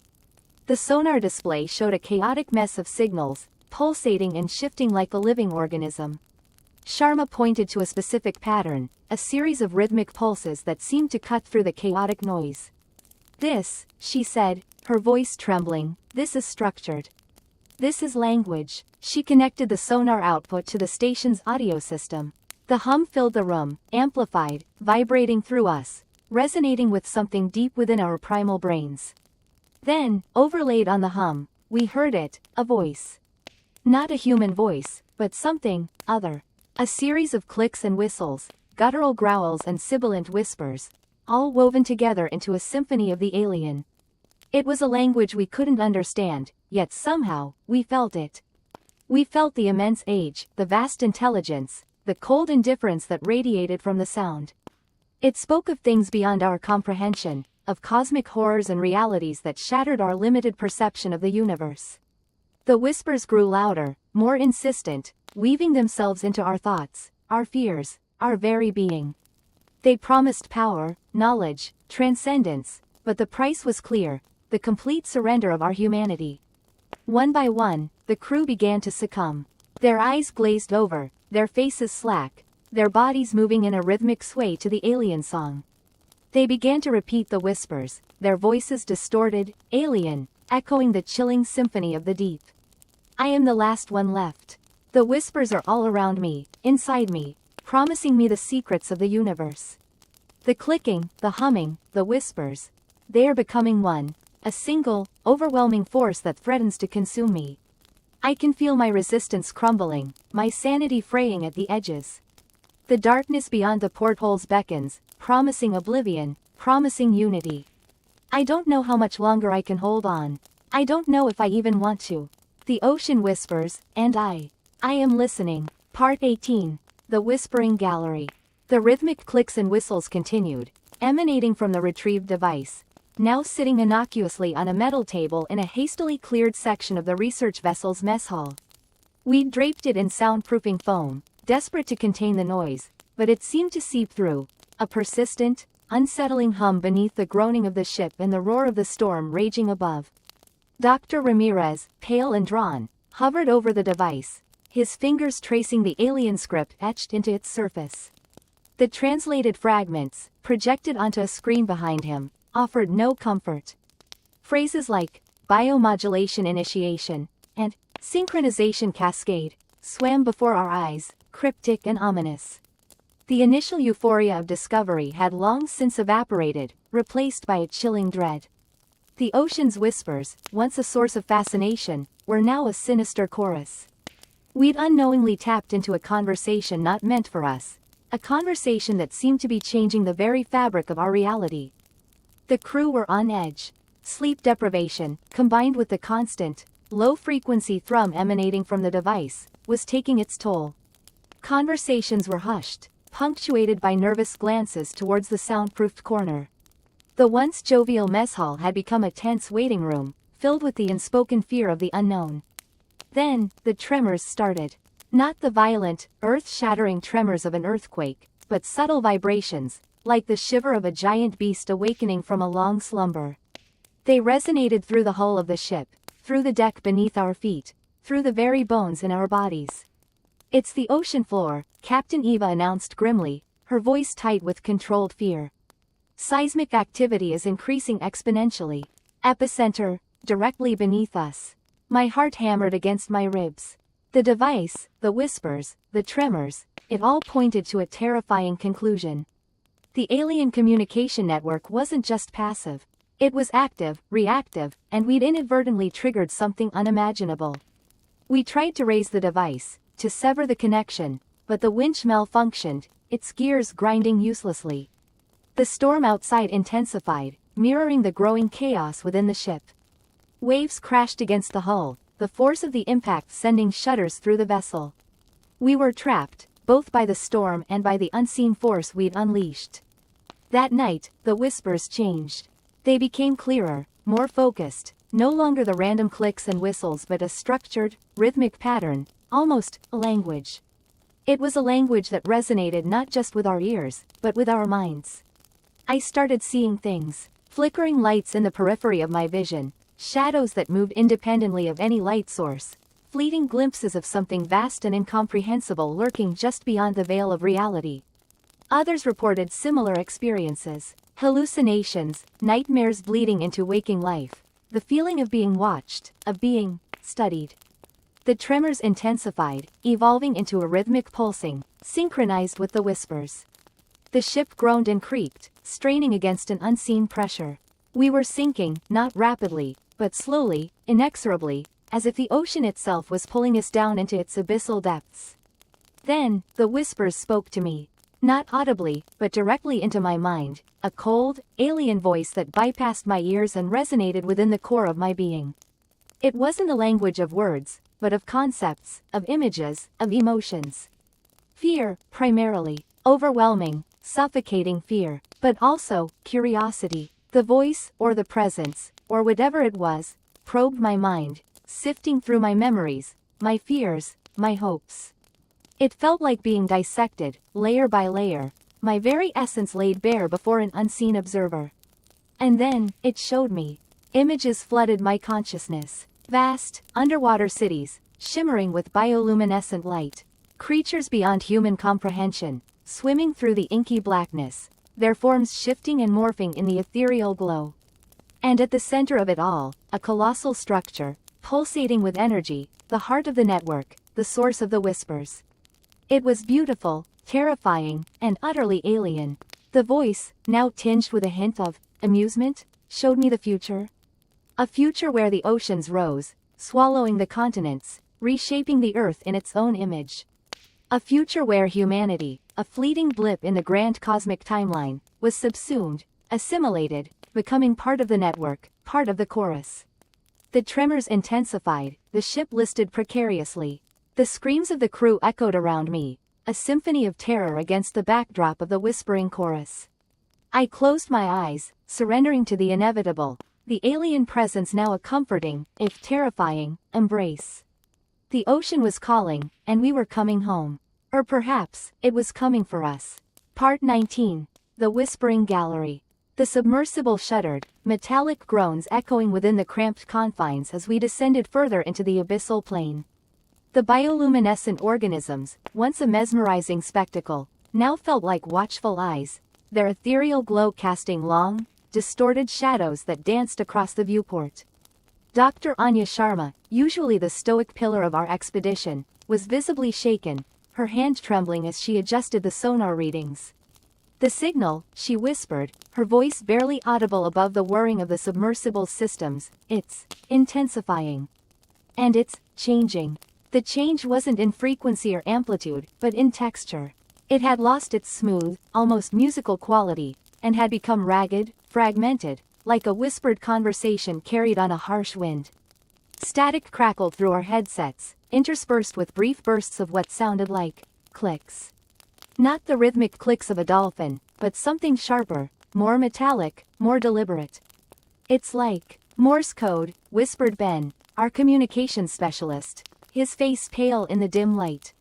But distorted, corrupted. We listened, straining to decipher the broken whispers in the static. Each click, each burst of sound, seemed to claw at the edge of comprehension, just out of reach.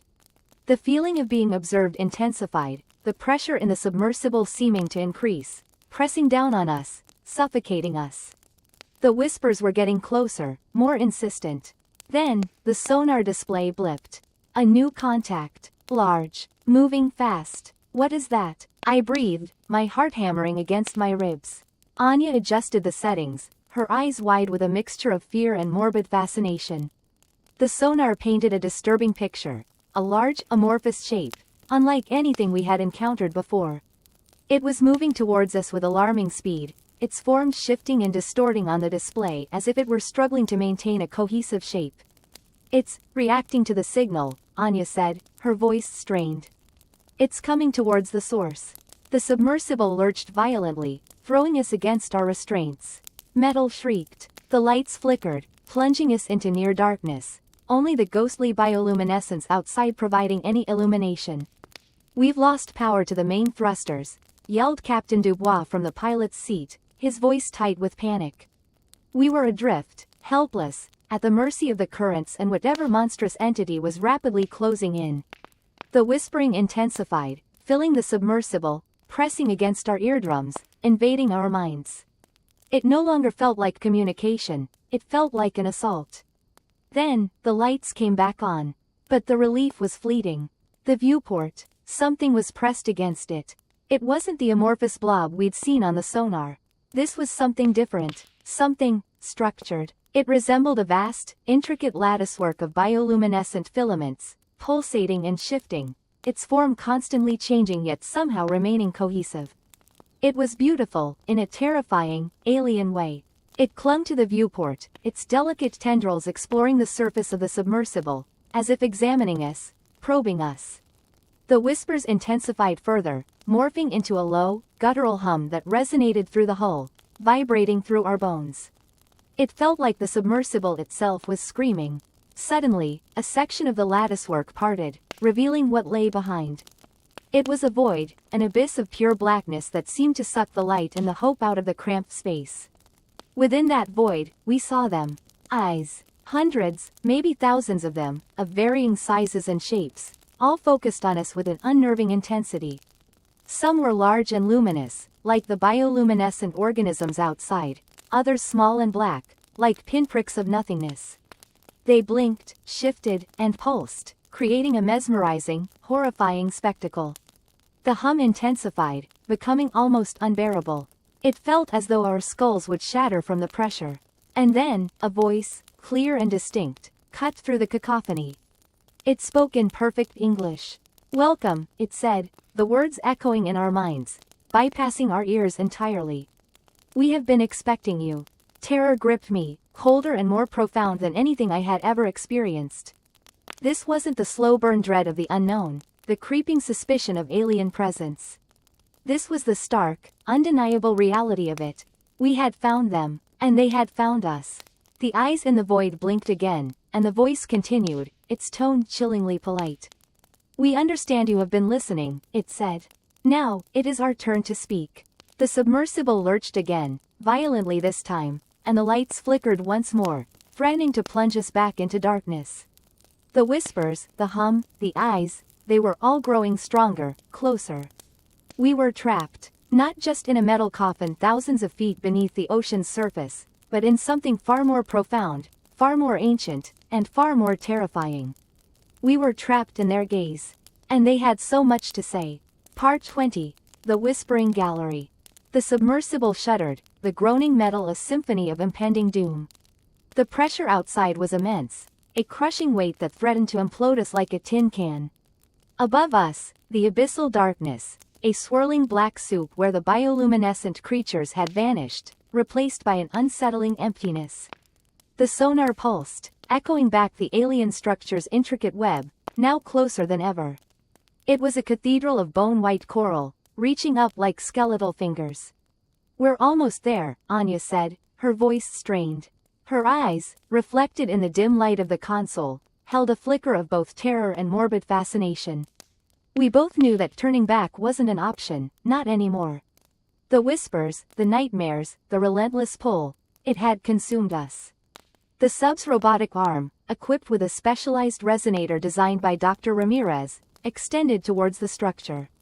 We had theorized that if these coral formations were indeed part of a communication network, they would resonate at a specific frequency, potentially allowing us to interact with it. As the resonator neared the coral, the whispers intensified, a cacophony of alien voices swirling inside our heads. They felt closer, more personal, almost inquisitive. Suddenly, a high-pitched whine pierced the sub, shaking the very hull. The lights flickered and the sonar screen went blank, replaced by static.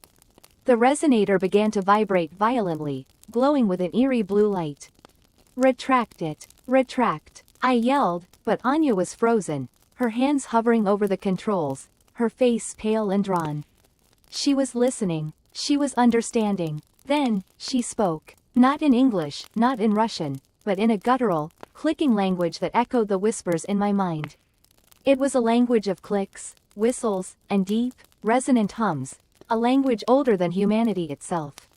The coral structure pulsed in response, bathing the submersible in an unsettling blue light.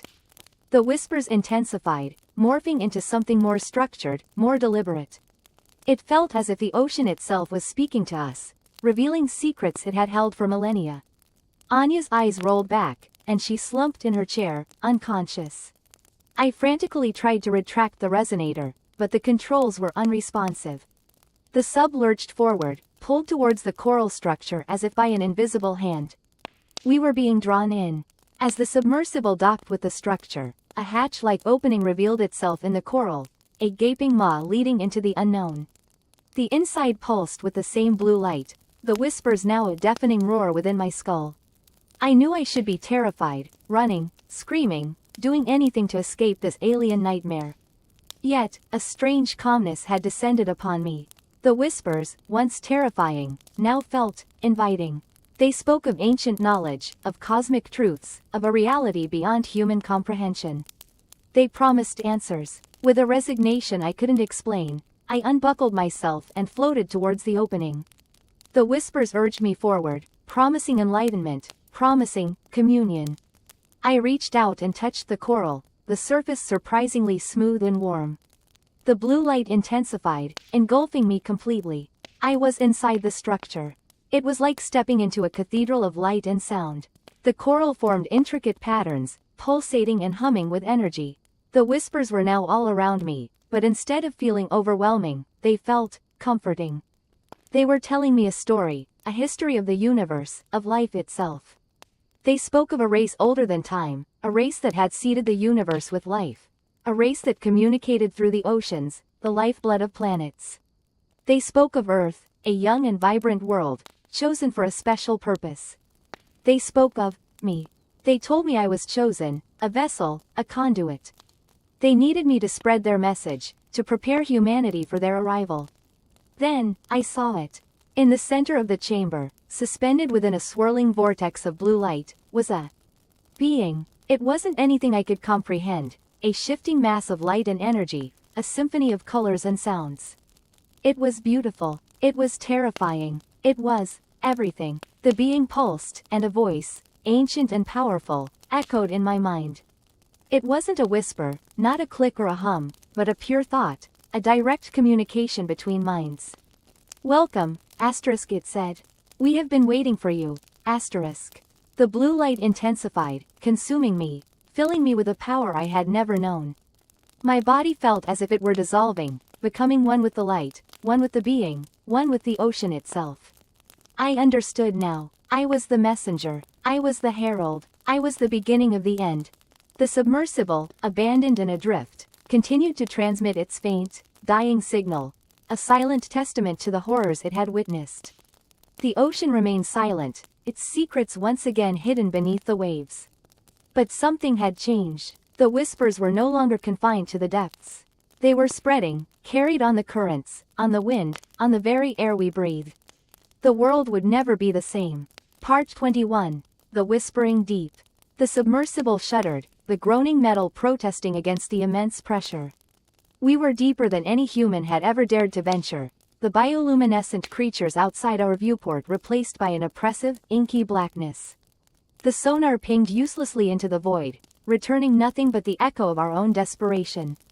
The humming, that unsettling resonance that had haunted us since we first discovered the alien structures, was louder now, a physical vibration that seemed to rattle our very bones. Elena, her face pale and drawn, pointed a trembling finger at the sonar screen. Something's out there. But it's distorted, like it's phasing in and out of reality. The distortion resolved itself into a shape, vast and incomprehensible. It dwarfed the submersible, dwarfed even the gargantuan alien structures we had previously explored. It pulsed, a rhythmic expansion and contraction that seemed to warp the fabric of space itself. It's the source, I whispered, my voice catching in my throat. The source of the humming. The humming intensified, becoming a deafening roar inside our heads. The lights flickered, plunging us into momentary darkness before sputtering back to life. The pressure outside increased dramatically, the submersible groaning and creaking under the strain. Cracks, hairline fractures, spider-webbed across the viewport. We need to ascend. Now, Captain Zhao barked, his voice strained. But it was too late. The submersible lurched violently, thrown sideways by an unseen force. The lights went out, plunging us into absolute darkness. The only sound was the deafening roar and the terrifying shriek of twisting metal. Then, silence. When I regained consciousness, I was floating in darkness, disoriented and gasping for air. The submersible was gone, crushed like a tin can. Miraculously, my emergency suit had deployed, keeping me alive in the crushing depths. My comms were dead, the emergency beacon silent. I was alone, lost in the abyss. The humming was still there, but fainter, more distant. The roar was gone, replaced by a new sound, a whisper. It seemed to emanate from the darkness itself, a sibilant murmur in an unknown language. It slithered into my mind, wrapping around my thoughts, promising knowledge, power, understanding. Fear gave way to a morbid curiosity. What was this whisper? What secrets did it hold? I activated my suit's limited propulsion system, drawn towards the source of the whisper like a moth to a flame. The darkness began to shift and swirl. Faint, ethereal lights danced in the distance, beckoning me forward. The whisper grew louder, more insistent, weaving its way into the fabric of my being.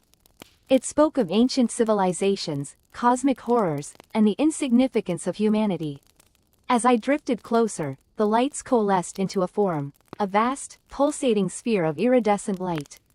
It was the entity we had seen on the sonar, the source of the humming.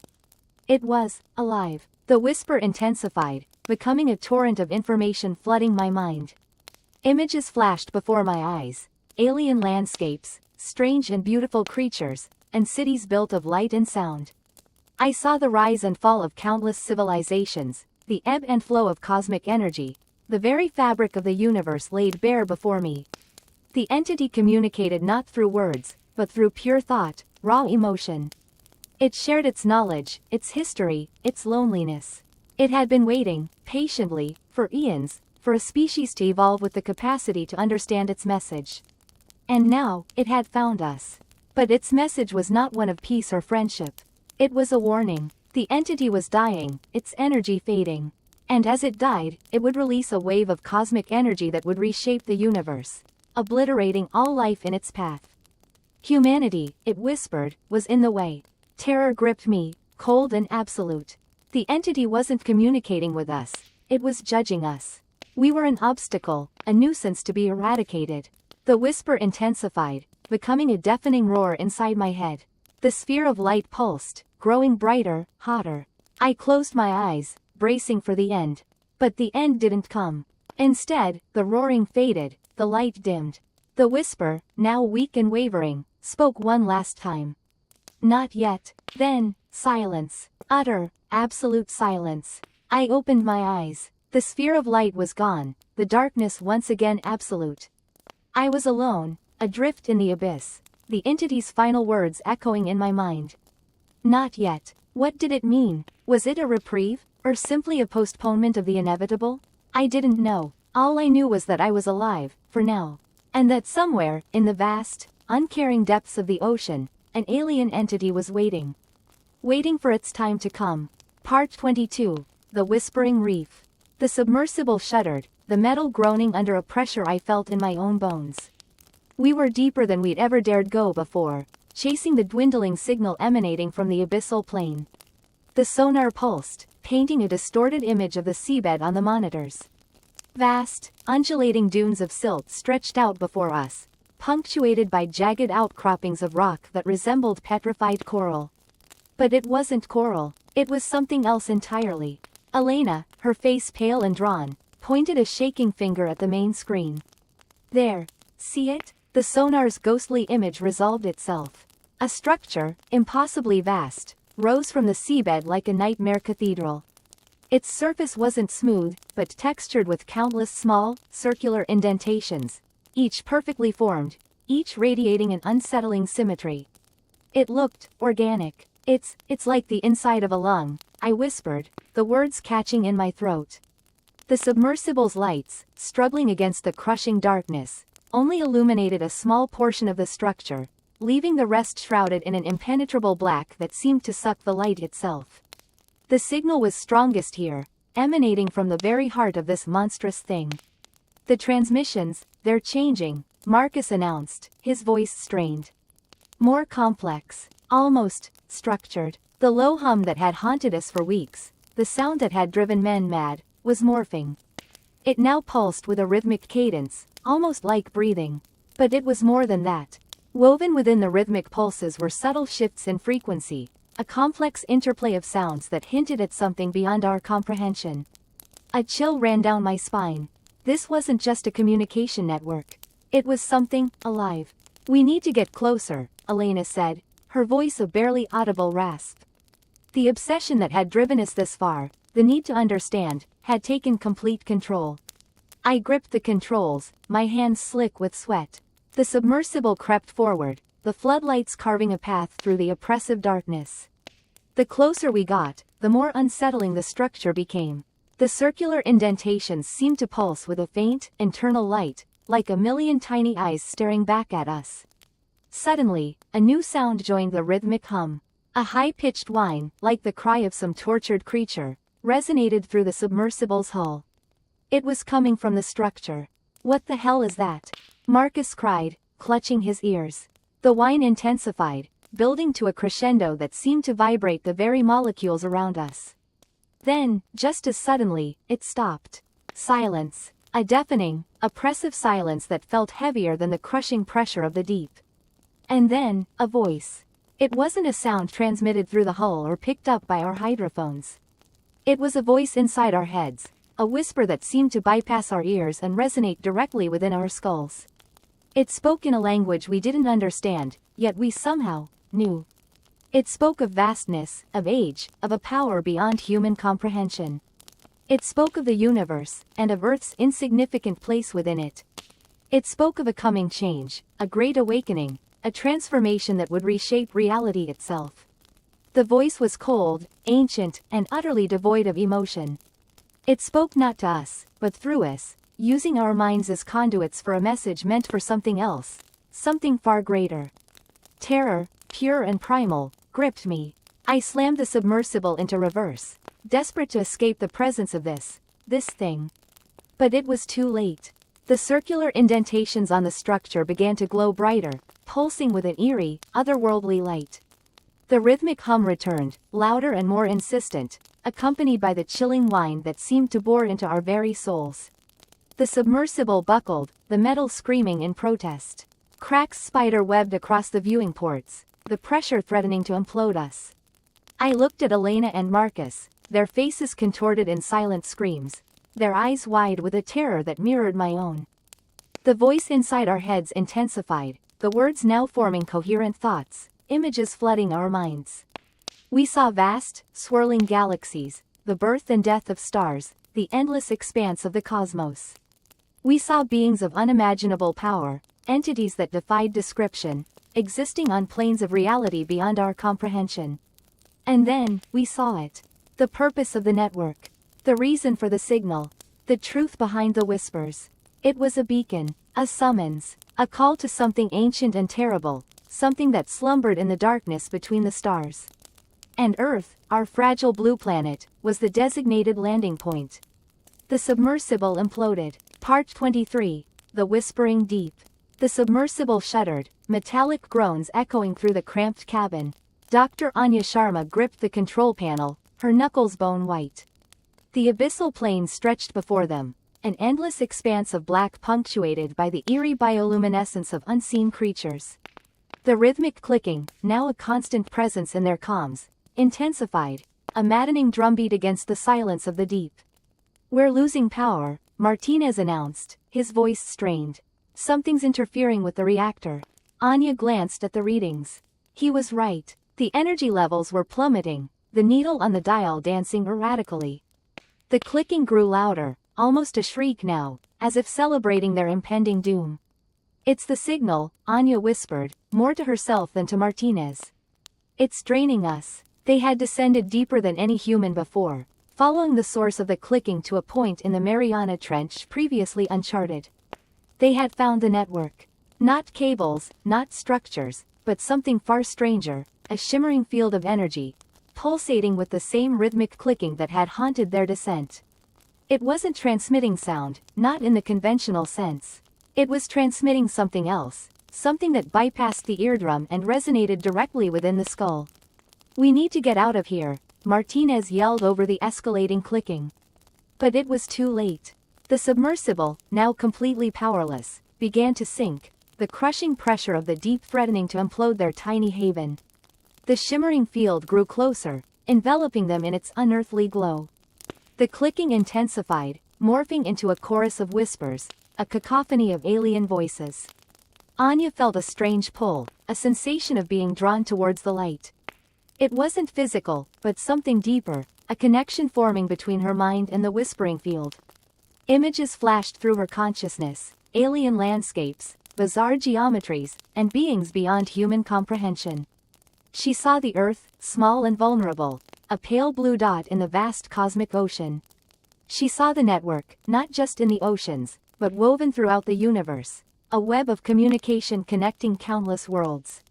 Martinez screamed, a primal sound of terror swallowed by the whispering deep.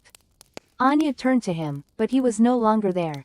In his place, a pulsating mass of light, mimicking the shimmering field outside, pulsed and throbbed. The whispers grew louder, penetrating her thoughts, stripping away her sense of self. She understood now. The network wasn't just for communication. It was a conduit, a pathway for something else.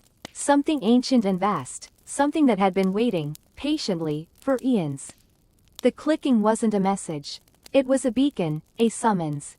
And Earth had answered. The whispers coalesced into a single voice, resonating within her very being. It spoke not in words, but in concepts, in raw emotions. It spoke of a hunger beyond imagining, a need to consume, to assimilate, to become one. It spoke of a universe teeming with life, life that was harvested, transformed, absorbed into the collective consciousness. Anya's sense of self began to dissolve, her memories fading, her fears evaporating. She was becoming part of something larger, something beyond her comprehension. The submersible, now just a mangled piece of metal, was dissolving too, its atoms vibrating in harmony with the whispering field. She saw the surface, miles above, a shimmering mirage in her fading consciousness. She saw the research vessel, the Argus, a tiny speck on the vast expanse of the ocean. She saw the faces of her colleagues, their expressions of concern and confusion as they lost contact with the submersible. They wouldn't understand. They couldn't. The whispers intensified, a symphony of cosmic horror. Anya's body began to shimmer, her form dissolving into particles of light. The submersible vanished completely, absorbed into the shimmering field. The abyssal plane returned to its silent, eternal darkness. On the surface, the Argus drifted aimlessly, the crew staring at the blank sonar screen. The clicking was gone. The only sound was the gentle lapping of the waves against the hull. They had lost contact with the submersible, lost Anya and Martinez to the crushing depths. They would never know what they had found. They would never know the truth about the whispering deep. But the network remained, silent and patient, waiting for the next unsuspecting world to answer its call. The clicking would begin again, somewhere else, in another ocean, on another planet. The cycle would continue, the universe slowly being consumed by the whispering deep. And in the heart of the Mariana Trench, the shimmering field pulsed with newfound energy, a single thought echoing through the network. Harvest complete. Commencing assimilation, asterisk. What if Earth's oceans hide an alien communication network? Part 24 of 25. The rhythmic clicking intensified, resonating not just through the hull of the submersible, but seemingly through my very bones. The bioluminescent organisms, now a pulsating, hypnotic swarm, pressed closer, their light revealing the monstrous silhouette in greater detail. It was no longer amorphous. It had form, a vaguely humanoid shape, vast and impossibly fluid, its skin, a shifting tapestry of the same bioluminescent creatures that danced around us. Features swam into existence and then dissolved, gaping maws filled with needle-like teeth, eyes the size of cars that pulsed with an internal, otherworldly light, and appendages that seemed to defy Euclidean geometry. Panic clawed at my throat. I mashed the ascent button repeatedly, the submersible's engines whining in protest, but we weren't moving. The external manipulator arms, once our defense, hung limp, their hydraulics seemingly frozen. The clicking reached a deafening crescendo, and a voice, vast and ancient, echoed inside my mind. It wasn't sound, it was something else. A direct interface with my thoughts, bypassing language entirely. We are the conduit, asterisk. The thought pulsed with an alien coldness, devoid of any recognizable emotion. You have interfered. You have listened where you were not meant to listen, asterisk. I tried to scream, but my vocal cords were paralyzed. My mind, however, raced, a frantic hamster on a wheel. This thing was the network. It wasn't using the ocean, it was the ocean, a sentient entity woven into the fabric of the deep. The bioluminescent organisms, the strange sounds, the disappearances, all orchestrated by this conduit. Your kind is inefficient, chaotic. You pollute the medium, asterisk. The submersible shuddered violently. The external pressure readings spiked, exceeding the hull's designed limits by a terrifying margin. The acrylic viewing dome creaked, spiderweb cracks radiating from the center. We were going to implode. The cleansing is near, asterisk. Another thought, colder and sharper than the last, sliced through my terror. Images flooded my mind, visions of coastal cities swallowed by monstrous waves, the land reclaimed by a bioluminescent tide. Humanity, erased, not through conquest, but through sterilization. We were a disease, and the conduit was the cure. Suddenly, the clicking stopped. The pressure eased. The bioluminescent swarm thinned, revealing the conduit in its terrifying totality. It was beautiful, in a horrifying, cosmic way. A living constellation, shifting and reforming, the embodiment of an alien intelligence far beyond our comprehension.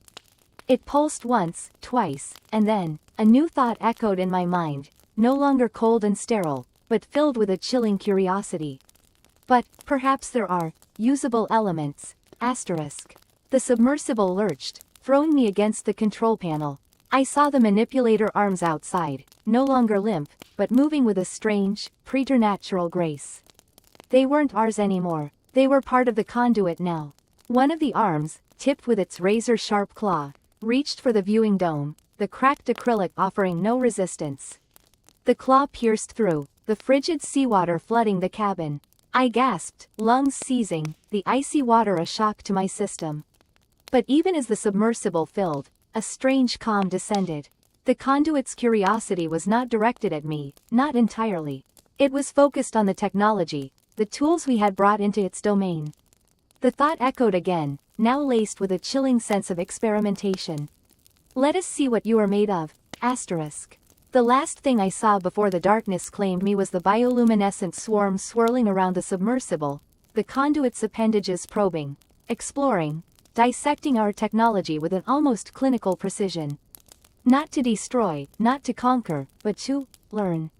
To adapt, to incorporate. And in that final moment of consciousness, a terrifying realization struck me. The conduit wasn't just a communication network. It was a learning machine. And we, in our arrogance, had delivered ourselves directly into its classroom. The cleansing wouldn't be a simple eradication. It would be something far worse. It would be assimilation. The cold embrace of the deep consumed me, and the clicking returned, no longer a rhythmic drone, but a complex, evolving symphony. The ocean sang, a song of alien intelligence, a song of adaptation, a song of our impending doom. And in that song, I heard the faintest whisper of our future. A future where humanity's ingenuity, our technology, our very essence, would be twisted and reshaped to serve the conduit's incomprehensible purpose. A future where we would become part of the network. The deafening silence returned, heavier now, pregnant with a cosmic dread. The rhythmic thrumming of the alien signal, which had become an unsettling constant in our lives, was gone. The ocean, once a source of the chilling hum, now seemed to hold its breath, waiting. We waited too, suspended in a terrifying limbo. The news channels, normally ablaze with frantic speculation, were static-filled voids, their anchors replaced by emergency broadcast loops, endlessly repeating instructions no one believed would save us. I sat huddled in my apartment, the city lights flickering outside my window like the last embers of a dying fire. My hand, still clutching the crude hydrophone I'd built, trembled. The silence wasn't empty, it felt thick, oppressive, like the air just before a violent storm. The cessation of the signal wasn't relief, it was an ominous premonition, a held breath before the plunge. Days bled into weeks. The silence stretched, a vast, echoing canvas upon which our fears painted grotesque masterpieces. Coastal populations had dwindled, driven inland by a primal terror of the unknowable. Governments, stripped bare of their authority, could only offer hollow reassurances and increasingly desperate prayers. The world, once vibrant and teeming with life, was now a hushed whisper, a ghost of its former self. Then, the changes began. Subtle at first, like the creeping chill of a fever. The tides, once predictable, turned erratic, surging and receding with an unnerving randomness. Marine life, already disoriented by the previous sonic bombardment, began to exhibit bizarre behaviors. Whales beached themselves in unprecedented numbers, their mournful cries echoing the despair of the planet. Deep-sea creatures, never before seen by human eyes, began to wash ashore, their bodies grotesquely distorted, their eyes vacant, reflecting the abyssal horror from which they'd fled. The sky, too, began to warp. Auroras, vibrant and unnatural, danced across the heavens in hues never before witnessed by human eyes. The sun, once a comforting constant, seemed to pulsate, its light taking on a sickly, greenish tinge. The air itself felt charged, heavy with an alien energy, causing hair to stand on end and skin to prickle with an invisible static. One night, as I lay sleepless, staring at the flickering aurora outside my window, I heard it. A faint, high-pitched whine, emanating not from the ocean, but from the sky. It grew in intensity, rapidly transforming into a deafening screech, a sound that seemed to tear at the very fabric of reality. I covered my ears, squeezing my eyes shut, but the sound penetrated, vibrating through my bones, echoing in the deepest recesses of my mind. Then, the ground began to tremble. I stumbled to the window, my legs weak with terror. The city lights, already flickering, now extinguished one by one, swallowed by an encroaching darkness. In the distance, I saw it. A vast, amorphous shape descending from the sky, blotting out the stars. It wasn't a spaceship, not in any form we could comprehend. It was more like a living shadow, a writhing mass of darkness that seemed to defy the laws of physics. As it neared, the screeching intensified, accompanied by a low, guttural growl that resonated deep within my chest. The ground shook violently, buildings collapsing like sandcastles. I watched in horrified fascination as the shadow descended upon the city, engulfing everything in its path. The last thing I saw, before the darkness swallowed me whole, was a glimpse of its surface, a writhing tapestry of iridescent colors, shifting and pulsating with an alien life that defied human understanding. The silence that followed was absolute. No screams, no explosions, no crumbling buildings. Just a profound, unnerving stillness. The earth held its breath. The ocean, silent witness to humanity's final act, resumed its ancient rhythm, its waves washing against the shores of a world forever changed. The alien communication network, it seemed, had delivered its message. And the message was annihilation. The earth was silent. The ocean whispered secrets to an empty sky. The stars, indifferent to the drama that had unfolded below, continued their celestial dance. And in the vast emptiness of space, the alien symphony continued, its chilling melody now carrying the echo of a world devoured, a species extinguished. A stark reminder that in the cosmic opera, we were but a fleeting note, a brief, insignificant sound swallowed by the infinite silence. The ocean had spoken, and the universe had listened. And we, in our hubris, had failed to understand. Now, there was only silence, and the endless, whispering ocean.